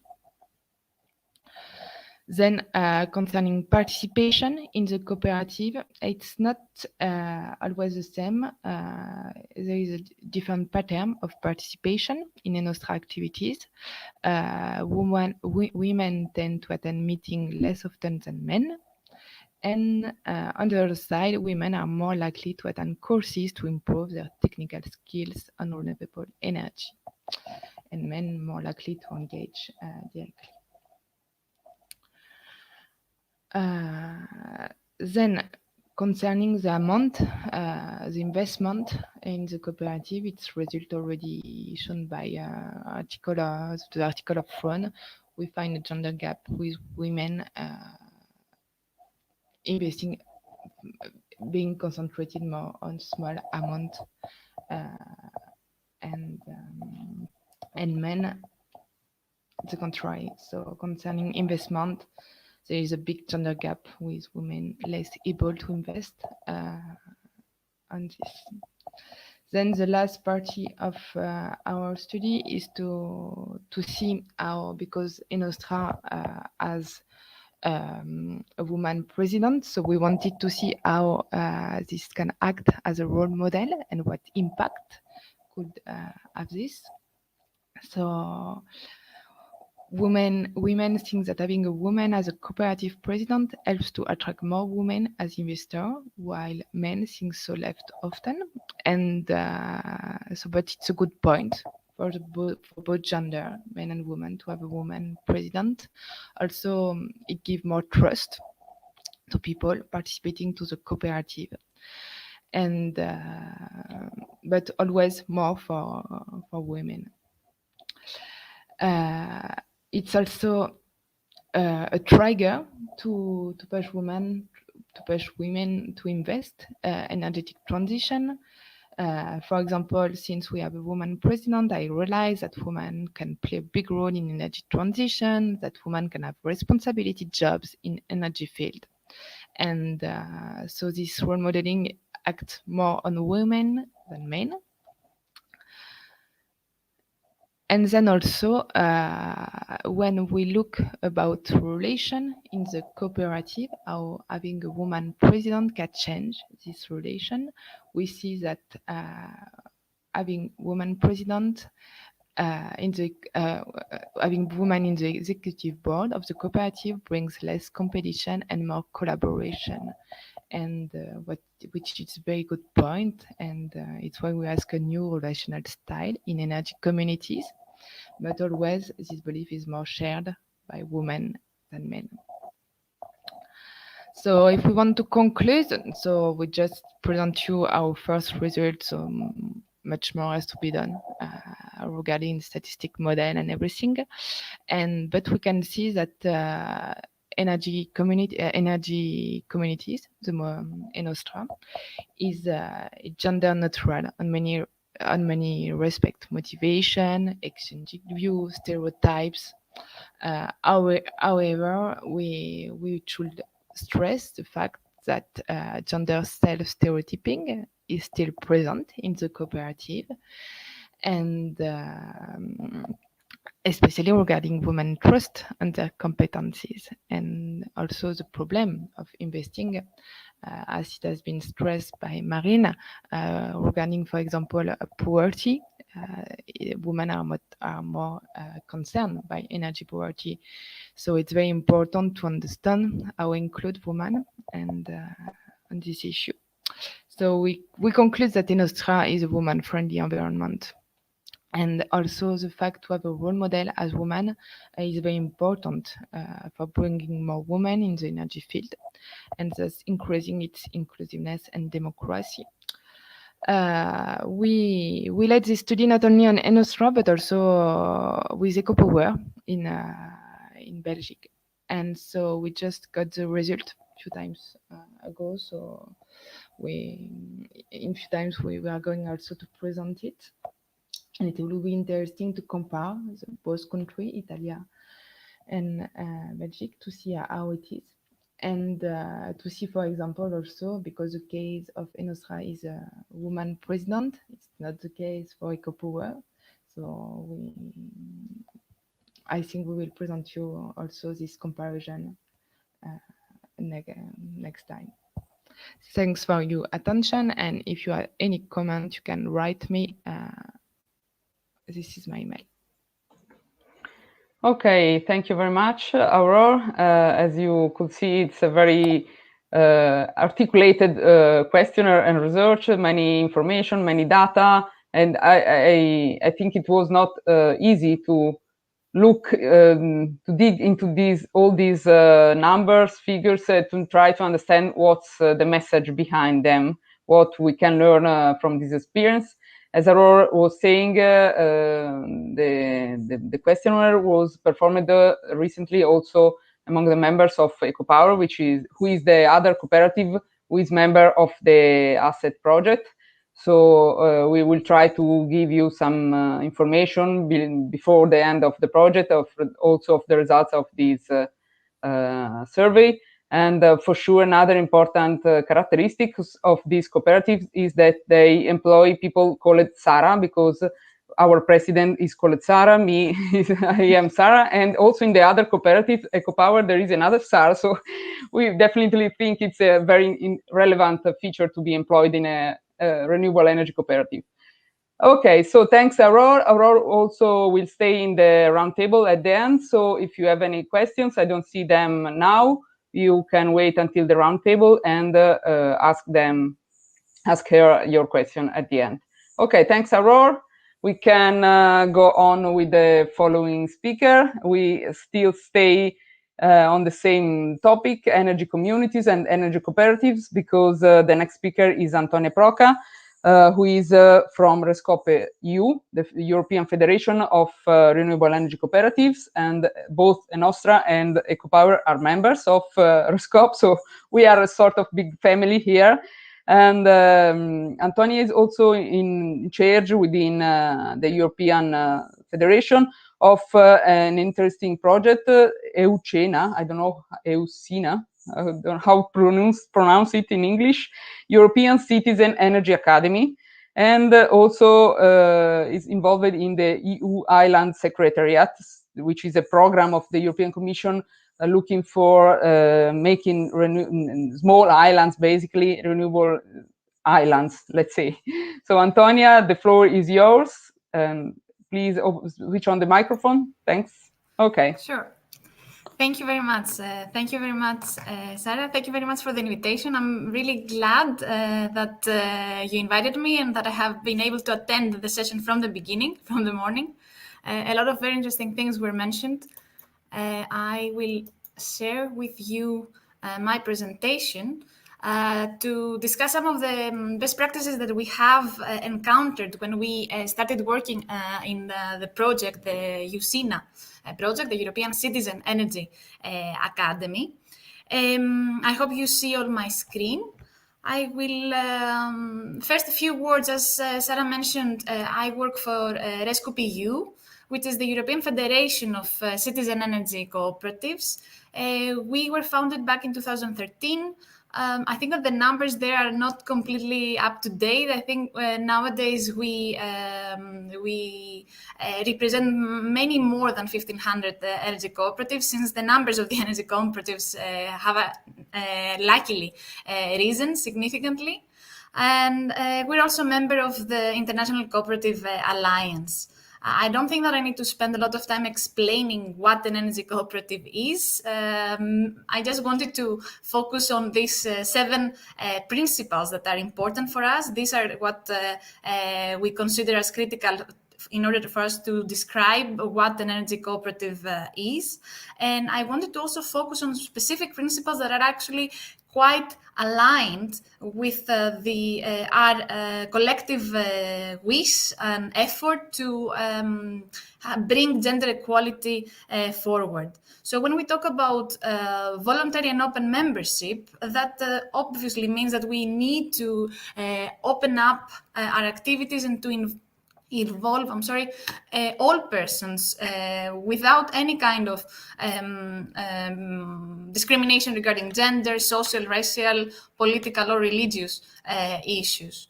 When we talk about democratic governance, we refer to the principle of one person, one vote. And important is also the principle or the focus of cooperatives on education, training, and information sharing. The activity that we have today, the session of today, shows exactly this point. We try to help empower each other through sharing knowledge and working together. I also wanted to share with you that Rescope EU, as a member of, as a sector organization actually, of Cooperatives Europe, we have also signed the Charter on Gender Equality. You can see in the screen, there is this attempt to actually provide decent employment and help reduce inequalities which affect the most vulnerable people, including women. The equality between women and men and for all is at the core of the cooperative identity, as well as of the European Union. This is something that we have officially, let's say, signed and we are working towards. And this is directly related to EUCENA, the European Citizen Energy Academy, which is a project that is funded by the EUCI, the European Climate Initiative, from the Federal Ministry for the Environment, Nature and Conservation and Nuclear Safety from Germany. I am very happy to be working with our partners from Milieu Contact Albania, Electra Energy from Greece, WECF, Women Engaged for a Common Future from Germany, as well as BBN, Bundesbürgerenergie, also from Germany. the main objective of USINA is to create and also share the knowledge that is necessary to increase the number of energy communities in the southeast of Europe, specifically paying attention on the issues of gender justice as well as the business model innovation. So we're talking about diversifying the sector, both in terms of the activities that we're talking about, the business that they develop, but also we want to diversify the sector in terms of the people that involved, but also going beyond this, and I will try to explain in my presentation, trying to take on board the gender justice in designing, for instance, the projects.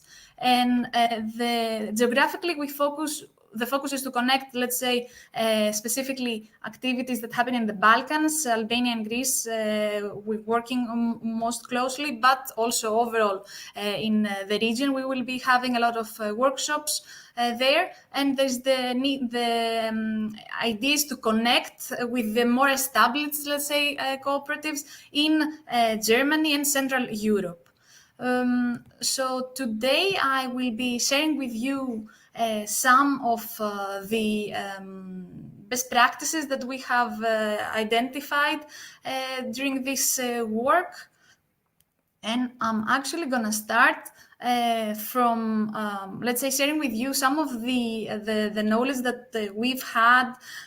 Maybe comes from me personally, because I was previously based in the Netherlands, and I was also doing research in the Netherlands, and I'm going to share with you some of my, let's say,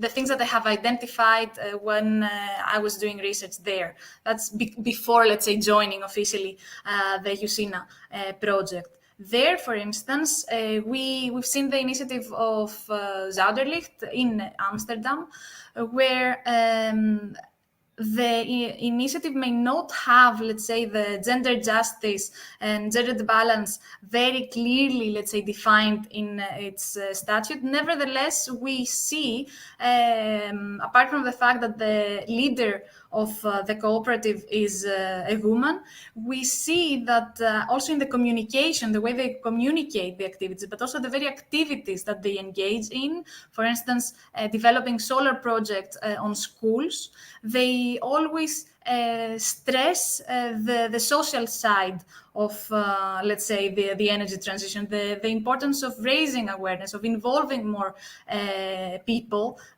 of all genders, of all social backgrounds. And they do this also with engaging in specific organizing energy breakfast, for instance, bringing people in an area to just to gather and discuss what is happening and learn from each other. So we see that there is a kind of alternative culture that is present and more like materialized in certain practices when it comes to energy cooperatives, even though sometimes they're not necessarily consciously doing this, they do have an impact on bringing more women on board. Then another initiative that is interesting, again, led by a woman from the Netherlands, is the initiative of Delta Wind, where in this particular case, we see that through collaboration with another cooperative, Zeewind, again from the Netherlands. It was also mentioned earlier that we see that women are actually more open to establishing cooperation instead of going out competitively, let's say, with different actors. So these two initiatives, they joined forces and developed a wind park. I think that we're talking about 34 wind turbines, more than 100 megawatt capacity. And of course, this was because the two initiatives brought together the members. I think for the case of Delta Wind, we're talking about more than 4,000 members. And this is an interesting model, and I want to focus because in this case, the collective, let's say, intelligence resulted in the creation of a model where the two initiatives managed to develop this project that offers the electricity provided to multinationals without the involvement of a third party. Because normally we see that projects are developed and then the energy is sold to a commercial, let's say, company, main company. But in this case, they managed to leave away, let's say, the third party, and they take care of such an important project fully. Then another case that I wanted to share with you comes from Spain this time. And in this case, we see that beyond, let's say, the level of the structure. So the previous example was, we saw that a different structure was emerging. Here, I wanted to stress the example of Xenergia, where we see Somenergia developed energy cooperative from Spain, collaborating with Ongawa and La Corriente in this initiative, and supporting women to get on board and develop projects going through, let's say, the different stages, different phases on the value chain. In this particular case, we have women installing the solar PVs themselves. So the women are being trained on how they can not only develop energy cooperative and share, let's say, the benefits, but also engage in the first steps, let's say, of indeed installing the very installation. This more traditionally perceived as technical steps that are also important for the energy transition. So I'm very happy to also share with you from the Usina project as such. We have been also organizing gender and energy sessions like the discussion we have today. We wish to support these discussions and help develop the community energy field. And I'm sharing here with you a slide that was presented during the last session from my colleagues from WECF. And we were discussing about the different type of tools that are available for communities to become more gender just in their operation. So important first step is, of course, an analysis to see how we're doing, what are the issues that we have.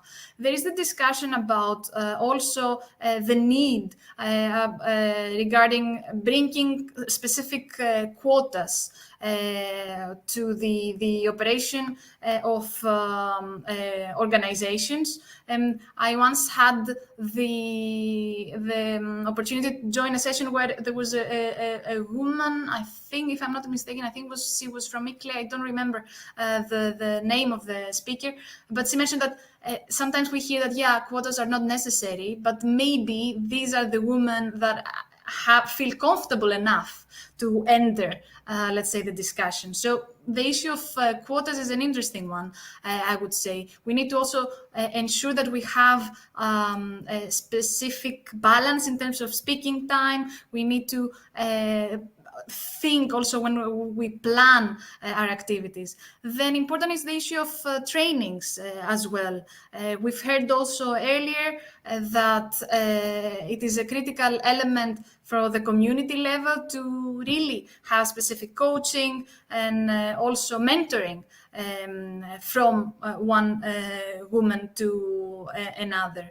So the empowerment of women when it comes to taking leadership positions also involves this kind of mentoring schemes, and the network is also very critical for a woman to get, let's say, on board. Then another element that is also critical is the element of communication. We need to also use different language. We need to update, let's say, the very pictures that we're using when talking about energy. We need to to make women in the field more visible. Also in our presentations on the slides that we prepare. The importance is also the fact that we need to showcase more women, because they indeed work as role models for the involvement of more women in the field. As last, I think that we've heard also earlier today the importance of policy work and advocacy regarding mainstreaming, let's say, the gender principles in the policies that we develop.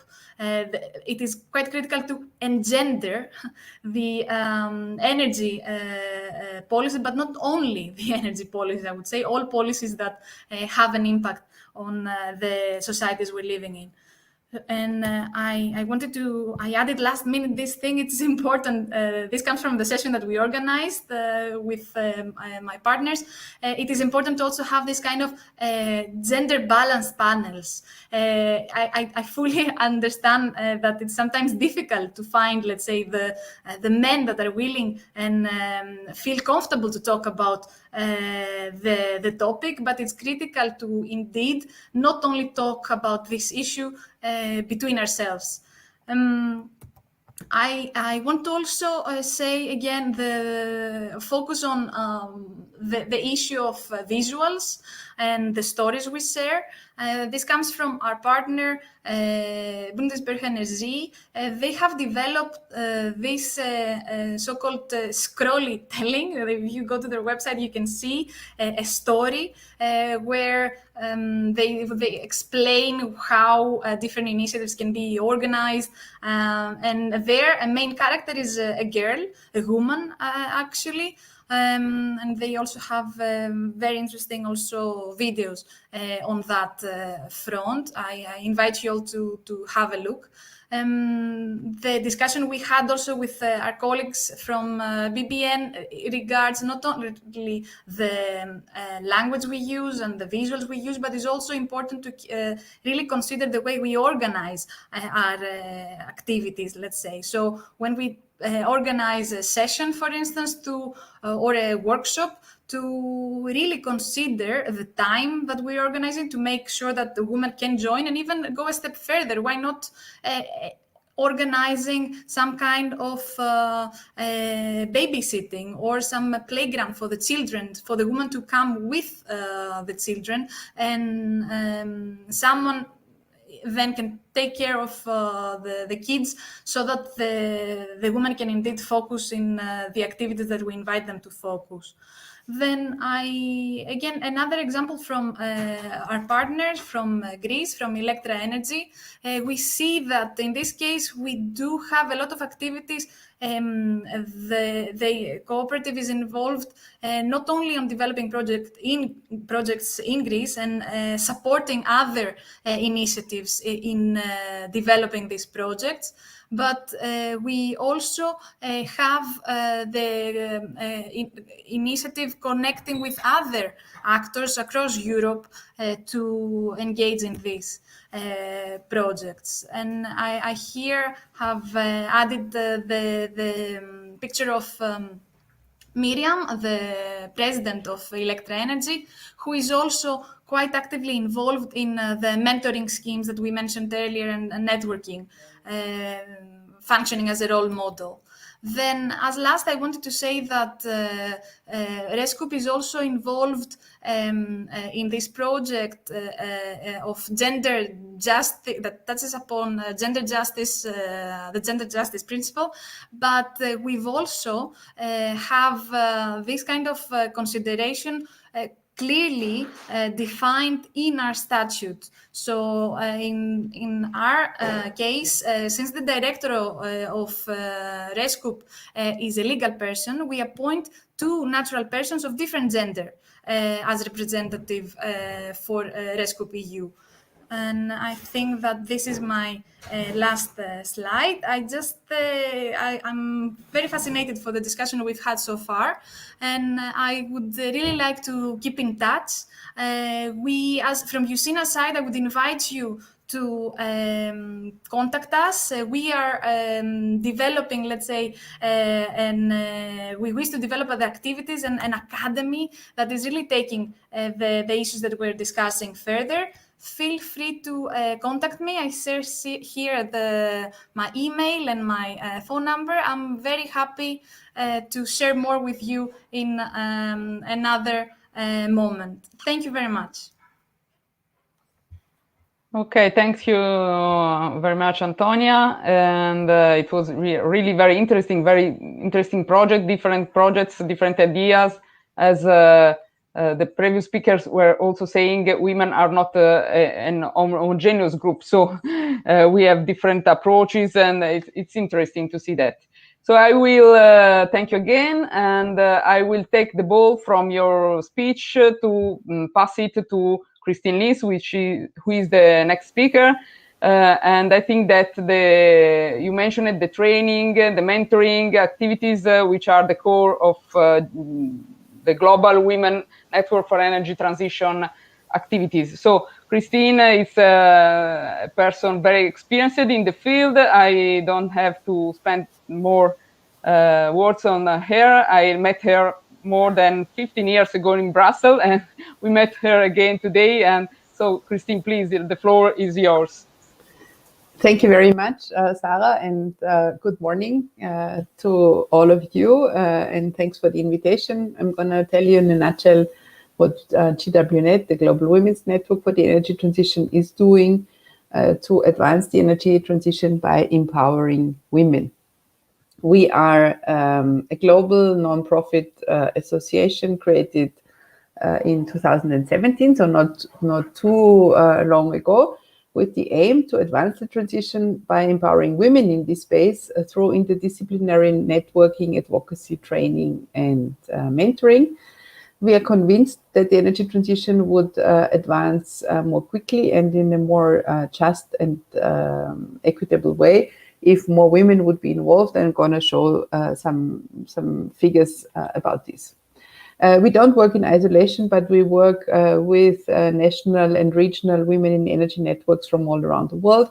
We just last week had a workshop with over 20 of such networks, and that was really some inspiring exchange, because we see that many countries face similar problems, and it's often good to discuss among ourselves how this can be overcome. GWNet also, following what Antonia said, I fully agree that mentoring is a valid means to help women to advance in their careers. We often see that women sometimes need a bit of encouragement. And so GWNet has started in 2018 with running mentorship programs. We have different ones, global ones, some with geographical focus and some with topical focus for women in energy access, women in storage, women in clean cooking. At the moment, we have an open program for women working in some Latin American countries, the MENA region, India, China, Ethiopia, and South Africa. So should you be interested, then just check our website. We'll constantly publish new opportunities there. And why are we doing all this? As I have said, the energy transition, we all know, is a quite complex process. It's non-linear, and it clearly radically reforms the existing energy supply and energy demand systems. But it goes beyond just replacing fossil fuels with clean energy sources. It changes consumption, distribution, investment patterns. It requires new coalitions and capabilities of actors, and also new socio-technical regimes of policy regulation, mindsets, beliefs, and social practices. We need behavior change, and for this we need also diverse backgrounds, capabilities, and perspectives, and a large and diverse talent pool for this industry to thrive. And when we know, and these are global figures, that currently there are about 11.5 million people involved in or employed by the renewable sector. And when we know that this figure is supposed to go up to 42 million jobs in 2050, and when we see that currently the share of women in the renewables workforce with 32% is higher than in conventional sectors such as oil and gas, where it's only 22%, we still see that there is a huge opportunity and also a huge need for this industry to attract the best talents of both men and women. Otherwise, this huge increase will not be able to be met. And when you look... Sorry, Christine, we cannot see properly your slides. Can you start the presentation and go onward and backward with your arrows? I have started the presentation. We see the first slide. Okay. Can you go on and back with the slides? We have some issues. We still see the first slides. Otherwise, we cannot follow you. Of course, that is a pity. So let's...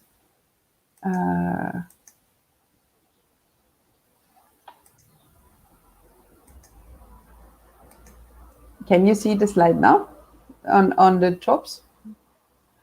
Yes, but they are not in the presentation mode. So we see also the list of the slides under... Okay. Are they in presentation mode now? Because they are on my screen. Yeah, not yet. I don't know why, but we still see... And now? Is it on presentation mode now? No, okay. Just go, when you want to move on the next slide, just point. Now we are on slide 6. If you want to go on the 7, you just click on the 7. Otherwise, we still see the same slide. I don't know why. Okay. Otherwise, I can share them for you. No, it's okay. I'll do that. Okay. Yeah, so this is very similar to what Antonia has already shown. Of course, there are a series of policies and solutions to increase women's participation in the sector. And I'm not going to list all those. They're quite similar to what Antonia has presented, which I think is great because it shows us that there are many options, but there's not one recipe. I would like to spend a minute to show you the power of gender equality. I mean, we clearly have to say that women have the right to have access to employment opportunities on equal terms with men. Of course, it's a human right, but it also improves global GDP.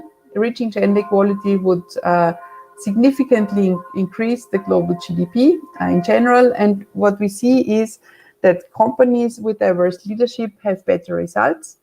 They are better prepared to survive financial shocks. They have increased profitability, and very often they perform better when it comes to innovation, investment in R&D, use of talent, and they often have also increased action on environmental issues and have more stringent decarbonization policies. And as Christine Lagarde, the current president of the European Central Bank and former managing director of the IMF, has put it, when more women join the workforce, everybody benefits. And this is, I think, the key argument why we think that there are lots of opportunities for the sustainable energy sector to promote gender equality, because it is good for business at the end of the day. And given the talent shortage, businesses around the world must take the best use of available talent, and there it would be just not very smart to not consider half of the population. We also see that the sustainable energy sector is a young sector with fewer bad habits than conventional sectors, so it should be easier. And we also see that it has the potential to lead all sectors on inclusive business practices and just provide more flexible workplaces and work for all people, their families and communities. If you would be interested, or if you're interested to go in further depth about the work we're doing, please check our website. We've published a study which is entitled Women for Sustainable Energy, Strategies to Foster Women's Talent for Transformational Change, which contains a series of best practice examples for diversity and inclusion in the workplace, and also provides recommendations for a more gender diverse sector and recommendations for both the private sector and government. We have also looked a bit on the topic of women entrepreneurs, because we see that often young female students or graduates, they need some inspiration, and we've put together a series called Energy Transition Role Models, which provides success stories of women having ventured in this field. And we want to give, on the one hand, female leadership visibility, but also inspire the next generation to follow suit. This is a video series, and it also has a publication attached to it containing information and some resources for women entrepreneurs on how to become active. And last but not least, I would like to draw your attention to our platform of women energy professionals from all around the world, more than 1,500 from 100 plus countries, because we think it's important to, on the one hand, also provide visibility to the work that women in this space are doing, but also ensure connectivity and create networks among these women, which of course GWNet does in a lot of networking events, which at the moment are have mainly moved to the online space. But it's also important that there is the possibility for women to search for cooperation partners, etc. And this can be done on our platform.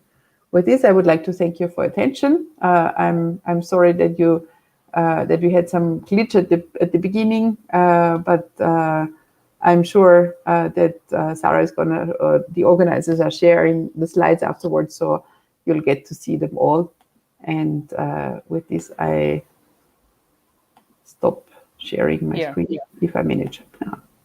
Okay, thank you very much, Christine. Again, very useful information from your side. I always follow your activities on the social media, and I see you're really very active organizing training activities, coaching, mentoring, which was for me a very innovative approach, and I think it's very effective, let's say, useful and effective, mainly or even more now that we are all separated, divided, or somehow alone at home. To have something to connect and to have a network is really very valuable. Okay, thanks, Christine. For sure, we will share your presentation. I don't see any particular questions from the audience, but of course, we have the contacts of Christine, so we can drop them an email with your questions if you write in the comments. Okay, thanks, Christine. And we reached the last presentation of today. We have the last speaker, who is Annalisa Corrado. Annalisa, as she wrote me, is a mechanical engineer with a PhD in energetics, but as we always say, because she's an old friend of the Cooperative and Ostras, she's many things at the same time. She's also a writer. She's an enthusiastic person more than any other things. So she will speak us about a very innovative project she's carrying on, the Green Heroes campaign. So please, Annalisa, try to share your slide and let's see if it works, and switch on the microphone also. Okay. Okay, thanks. Let me see. Can you see my presentation? Yes, we can. Okay. Yes, we can. And it's moving also. Yes, when you move, it is moving.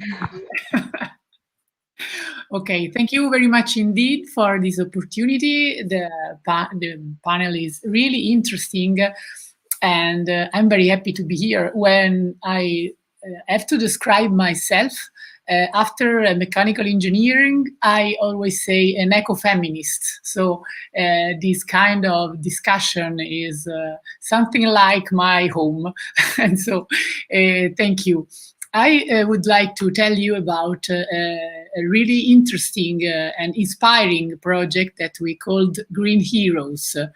And but after this, before this, sorry, I would like to give you some flashes on Italian context that is not that virtuous, unfortunately.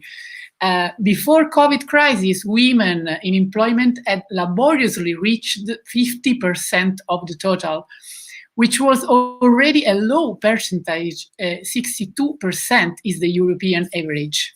So not that good. But at the moment in Italy, we are down to 48.5%.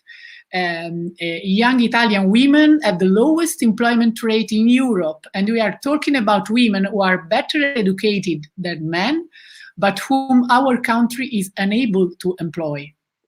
Then another terrible issue, out of 100,000 and 1,000 jobs were lost in December 2020 in Italy. From that number, 99,000 were women's jobs.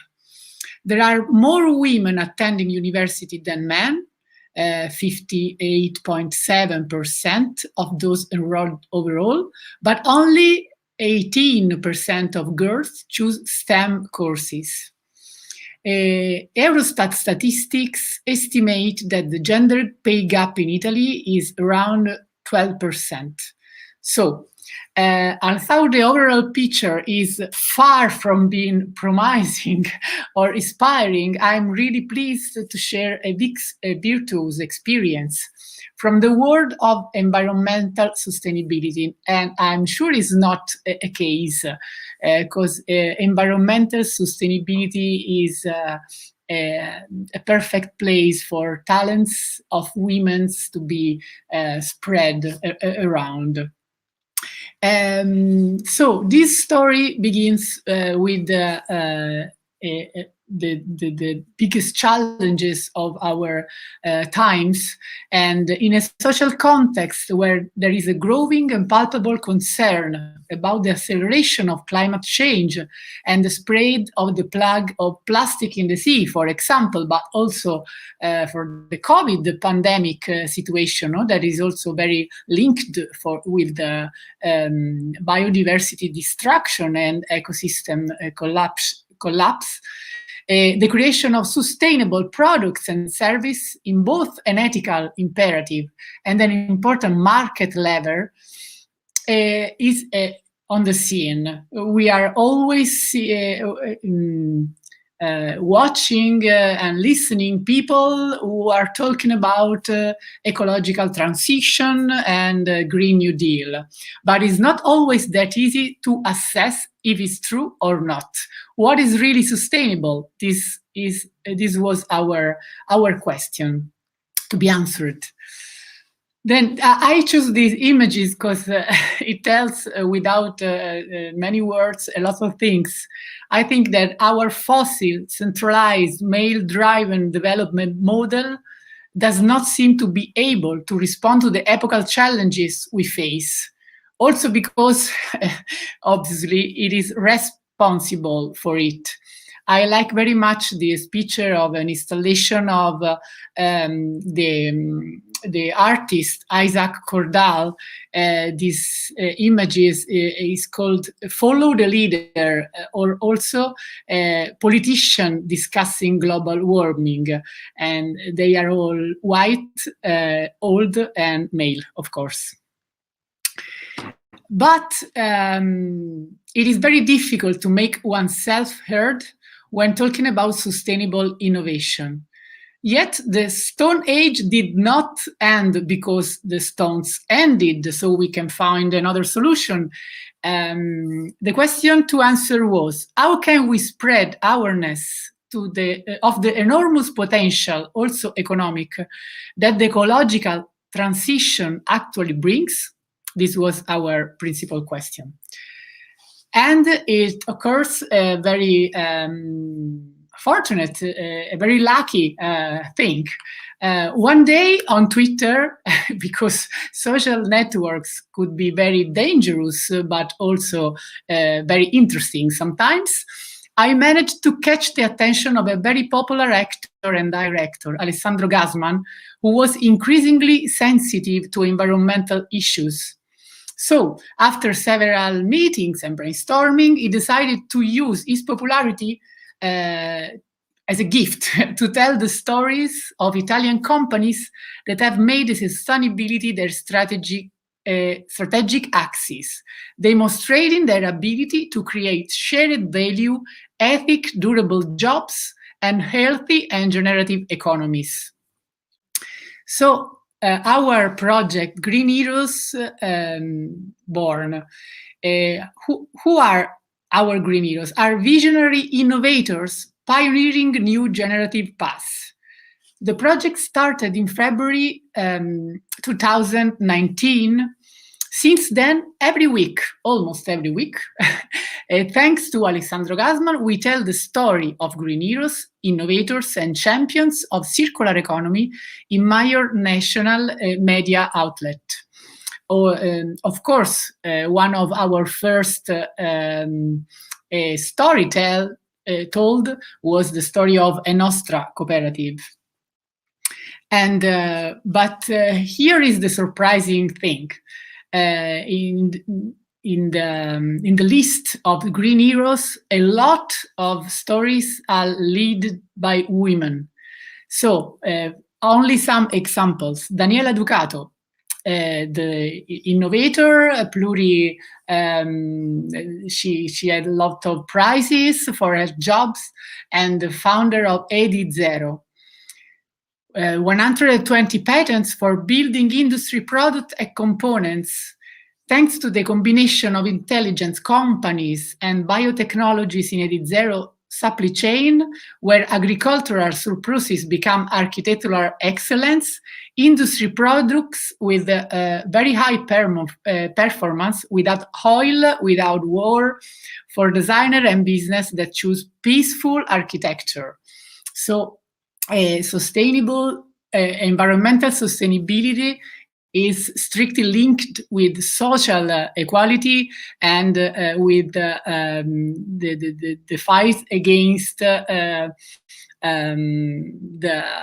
how can I say it, the responsibility to use fossil models all over the world. Another story, Cinzia Vaccaneo and their Negozio Leggero. Negozio Leggero, we can translate it as light market, is the brainchild of 5 partners who have been working for 13 years in the field of reducing waste at source, promoting projects and policies aimed at reducing the waste produced. The first Negozio Leggero opened its door in April 2009, and it is a physical place where all products are in bulk or with a returnable vacuum, and where all the research projects find a home. There are currently 16 Negozio Leggero. There are like supermarket, not little market, in Italy, France, and Switzerland. Another one, the most famous all over the world, I think, is Katia Bastioli, the founder and the researcher and the leader of Novamont. She's the Italian woman who invented bioplastics. Novamont promotes a bioeconomy model based on the efficient use of resources and on territorial regeneration. Starting from the local areas, they set up biorefineries integrated in the territories and dedicated to the production of bioplastics and bioproducts of renewable origins, conceived to protect soil and water by revitalizing decommissioned or no longer competitive industrial sites, respecting local specificities, and working together with all the players of the whole value chain. So a relevant initiative in terms of economics and possibility of job in territories where where old industrial style had made a lot of damage to the salubrity of territories. So we found out at the moment something like 66 green heroes, and every week. Okay, I want to underline one thing. Green Heroes is not officially a feminist project or a project built around the gender gap situation. However, the female Green Heroes described are many, with a systemic outlook and a very high propensity for innovation, teamworking, and multidisciplinarity. Without having to resort to gender quotas, we realized that in the field of environmental sustainability, there are many women in the front line. And it quickly became clear to us how crucial women's perspectives, talents, and skills are to overcoming the failed mechanism of the fossil economy. So, it's okay. Sorry, we can close also our the presentation, but stop. Okay, here I am. That's all. I would like to share with you this good experience in a terrible context, because when it's not that easy to have hope, we can continue to act. And this is, I think, an inspiring project in these terms, and I'm very happy to share it with you today. Okay, thanks, Annalisa. And we definitely need some good news and inspiring stories in this strange period. And you can also find some information about the Green Heroes project on the website. Of course, it's quite famous here in Italy. In the website, we have all the lists with the stories in Italian, of course, but we should manage to translate them in English, because for sure they could be as an inspiration for many different persons in the many different countries. Of course, thanks again. And okay, we arrived at nearly the end of this event, but this was the last presentation. We asked you to stay a little bit with us. We wanted to discuss a little bit again with some of the speakers, and to do that I will leave the floor to, and I will call Nelly on board. Nelly will moderate, let's say, this short round table, and she's an electrical engineer again and an associate professor at the University of West Attica in Greece, but she's mainly the mind, let's say, of the asset project, the scientific coordinator of the project. So Nelly, the floor is yours. Switch on your microphone, please. Thank you, Sarah. Thank you, everybody. It was a really very interesting event, this one that was organized here. As we are quite delayed, I would like to place some questions so that we all together formulate a few takeaway messages. So if I may start, the first question I would like all of us to answer is why should we involve women in the energy sector? What is the actual value that we anticipate they will contribute? And I'm asking this because one can say it is a matter of justice, but if I go to my students and I say it is a matter of justice, this sounds quite vague to them. We have heard a lot of things today, a lot of things that we hadn't, some of us, realized earlier. So what would, for example, Marine answering this question in few sentences as a takeaway message? Thank you, Nelly, for this question. So why is it important to bring women on board? It's because it's half of the population, of the global population. So if we, I mean, I think showing that only let's say, old men at the driving seat is not really a good, is not really bringing the earth to the right direction. So yeah, let's get everyone on board. Yeah, let's change the system by already including half of the population in it. Antonia, do you agree? Or you would you add something on this? I agree indeed. I mean, it's half of the population, maybe even more than half, I think, actually, the population in certain contexts. But I would say, I would also add the fact that we need more actors on board. We need a different alternative way of thinking. I mean, men and women, we're not, we are equal, but we're not the same. I think this is very important. We need to also get the creative minds of other different people of different gender on board. We also need to, I mean, maybe I'll try to keep it short here. It is quite important to consider the fact that by bringing different people on board, different backgrounds, the solutions that we'll bring further are going to be also more accepted, because they're going to reflect the special wishes and the special wants and needs of a wider field, let's say, a wider group of people. So diversity in skills, competencies, and mindsets, if I may recap all this in one phrase, just one phrase. Or what about what you would answer in this question? I would add, I agree with Marine and Antonia, but I think women are at the center of energy use. I mean, for example, cooking, domestic tasks, and it's very important to include them in energy management. For example, last time I was reading something about women cooking at home, for example, for women suffering from energy poverty.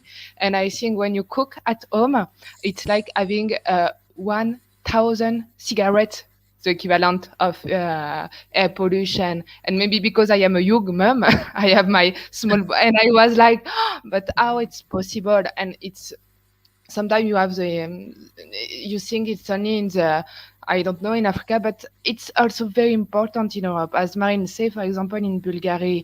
And I think taking women in consideration, it's an obligation. Okay, it's a mandate, okay. Let me pass to the policy thing. We all agree that we need policy frameworks that are gender inclusive. Should we, my question is the following. We cannot go out immediately after this meeting and say, from now on, all policies will be gender inclusive. It would be nice, but it will not be the case, we all know. Is it somehow that we should prioritize? Is it somehow that we should ourselves establish a framework so that we all organize and go to the different directions and prompt the policymakers do this? How should we go with policy? What is the next step, the action points? Marine? Yes, I would say it's important to start with the money. Because when there is money, there is always a way to achieve more.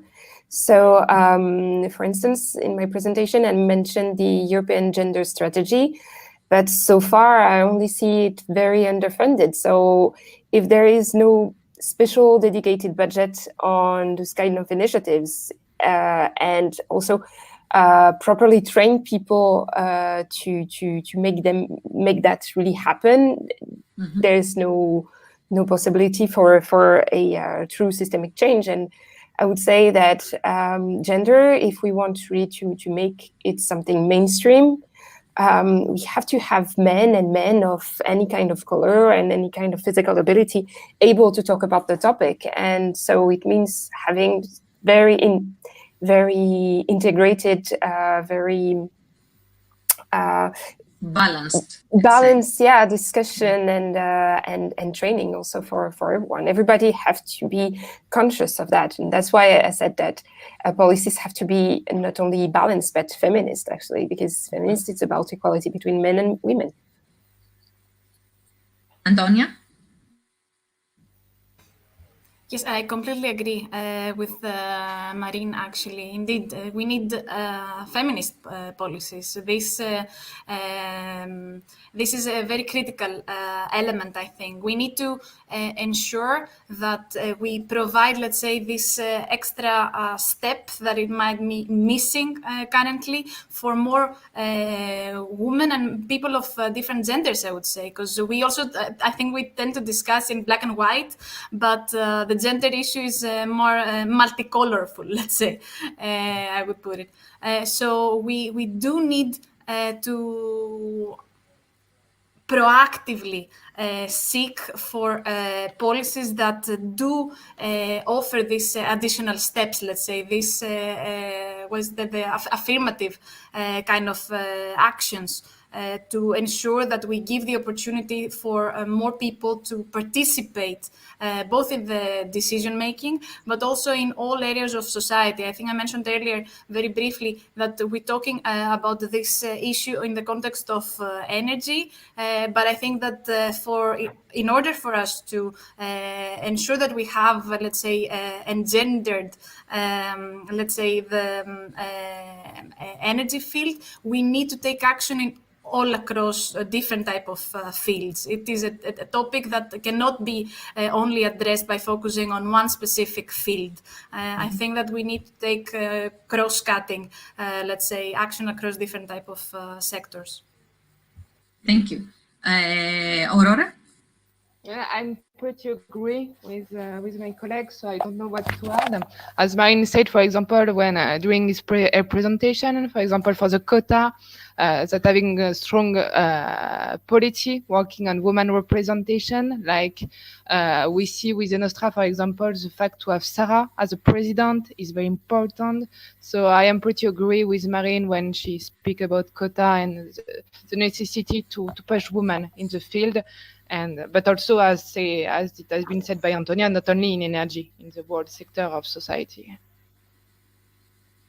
So to go the other way around now, in the round table, the last question is about education. It was already mentioned.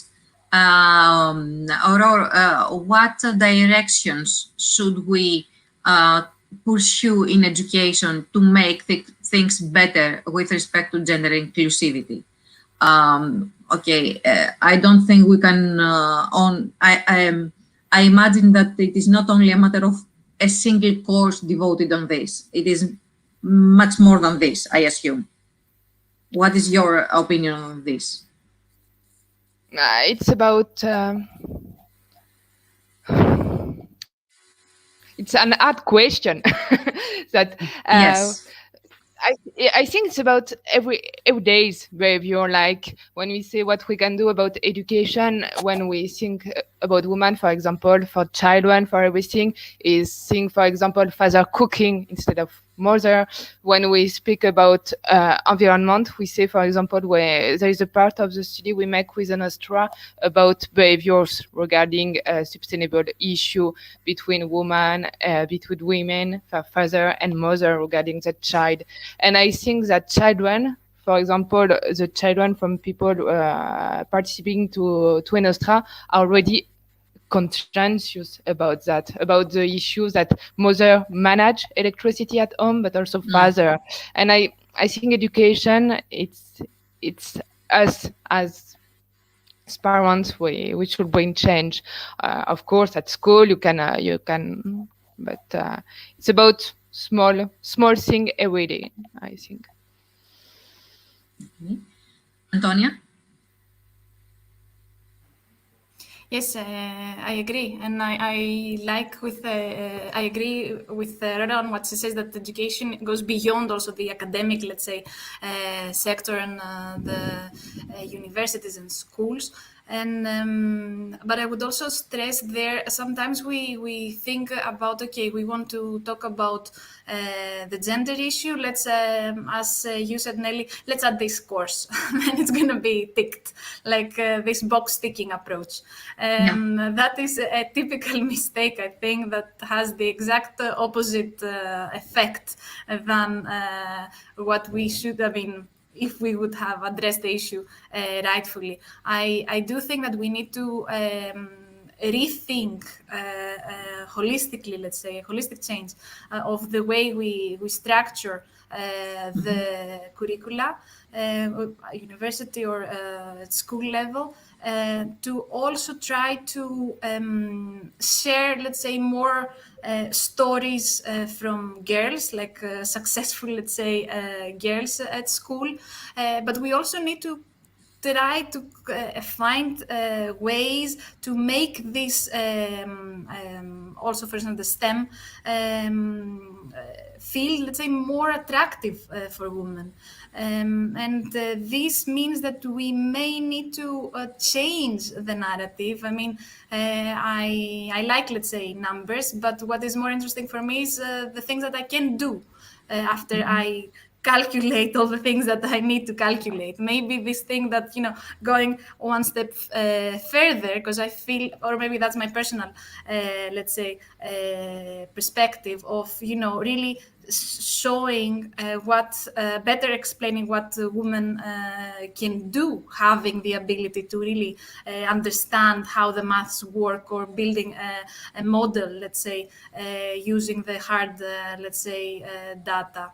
And that comes academia, but I also said I started agreeing with Aurora on the fact that it's not only academia and schools, is also what we do at home, what we do with our families, what we, I mean, I'm originally from Greece. Yeah. Exactly, and I'm tired of having the example of, I don't know, my brother receiving, like, I don't know, a small car as a gift and me receiving a doll, for instance. I'm tired of seeing this pink and blue kind of distinction. I will leave it here. Okay, thank you. Maureen? Yeah, I totally agree with what was said before, and I can tell you that at the moment, the father of my 9-month-old daughter is feeding her, so everything is possible. But overall, I think that's indeed the what you show at home and the way you play with things is so important. There are some great initiatives by Mattel and by the Barbie group, for instance, to showcase women. Well, quite sexy women somehow, as very good and strong, empowered professionals, or even NASA director or whatever. So I think this kind of things is really, really good. But I think it's also about being extremely aware of the stereotypes and just say when something is not right. I mean, it's not enough to be let's say, anti-misogynistic, as it is not enough to say I'm against racism. You have to be actively against.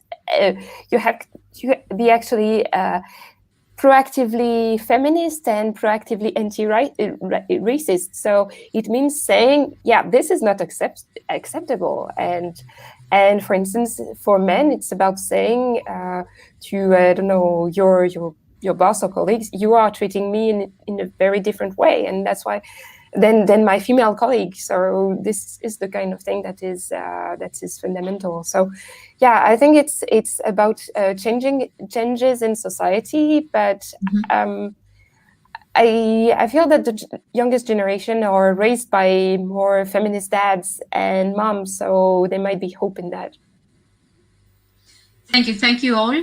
It was really nice having you here, and I really enjoyed all your presentations. The floor is back to Sarah now for the thanks, Manny. Yes, I was thinking about the Barbie, what was saying Marine. They realized the Barbie of famous Italian astronaut, Samantha Cristoforetti. And we are lucky because astronaut, also in Italian, is a word that it's sounds like a female job, let's say, because it's the I don't know, the way you pronounce it is as it is a female job. It's very nice, and it doesn't change from female to male, I mean, and which is something really interesting, because there was a long debate in these last weeks here in Italy about how to manage to change the declination of some typical male jobs for the females.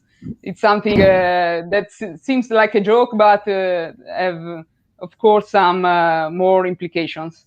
Okay, so I also liked a lot what Ilaria was saying before, the bioengineering. When they changed the name of the faculty, they had more women on board, because it's something. Also, it's interesting that sometimes the wrong communication give you the impression that it's something not for women, but it starts from the way you communicate something.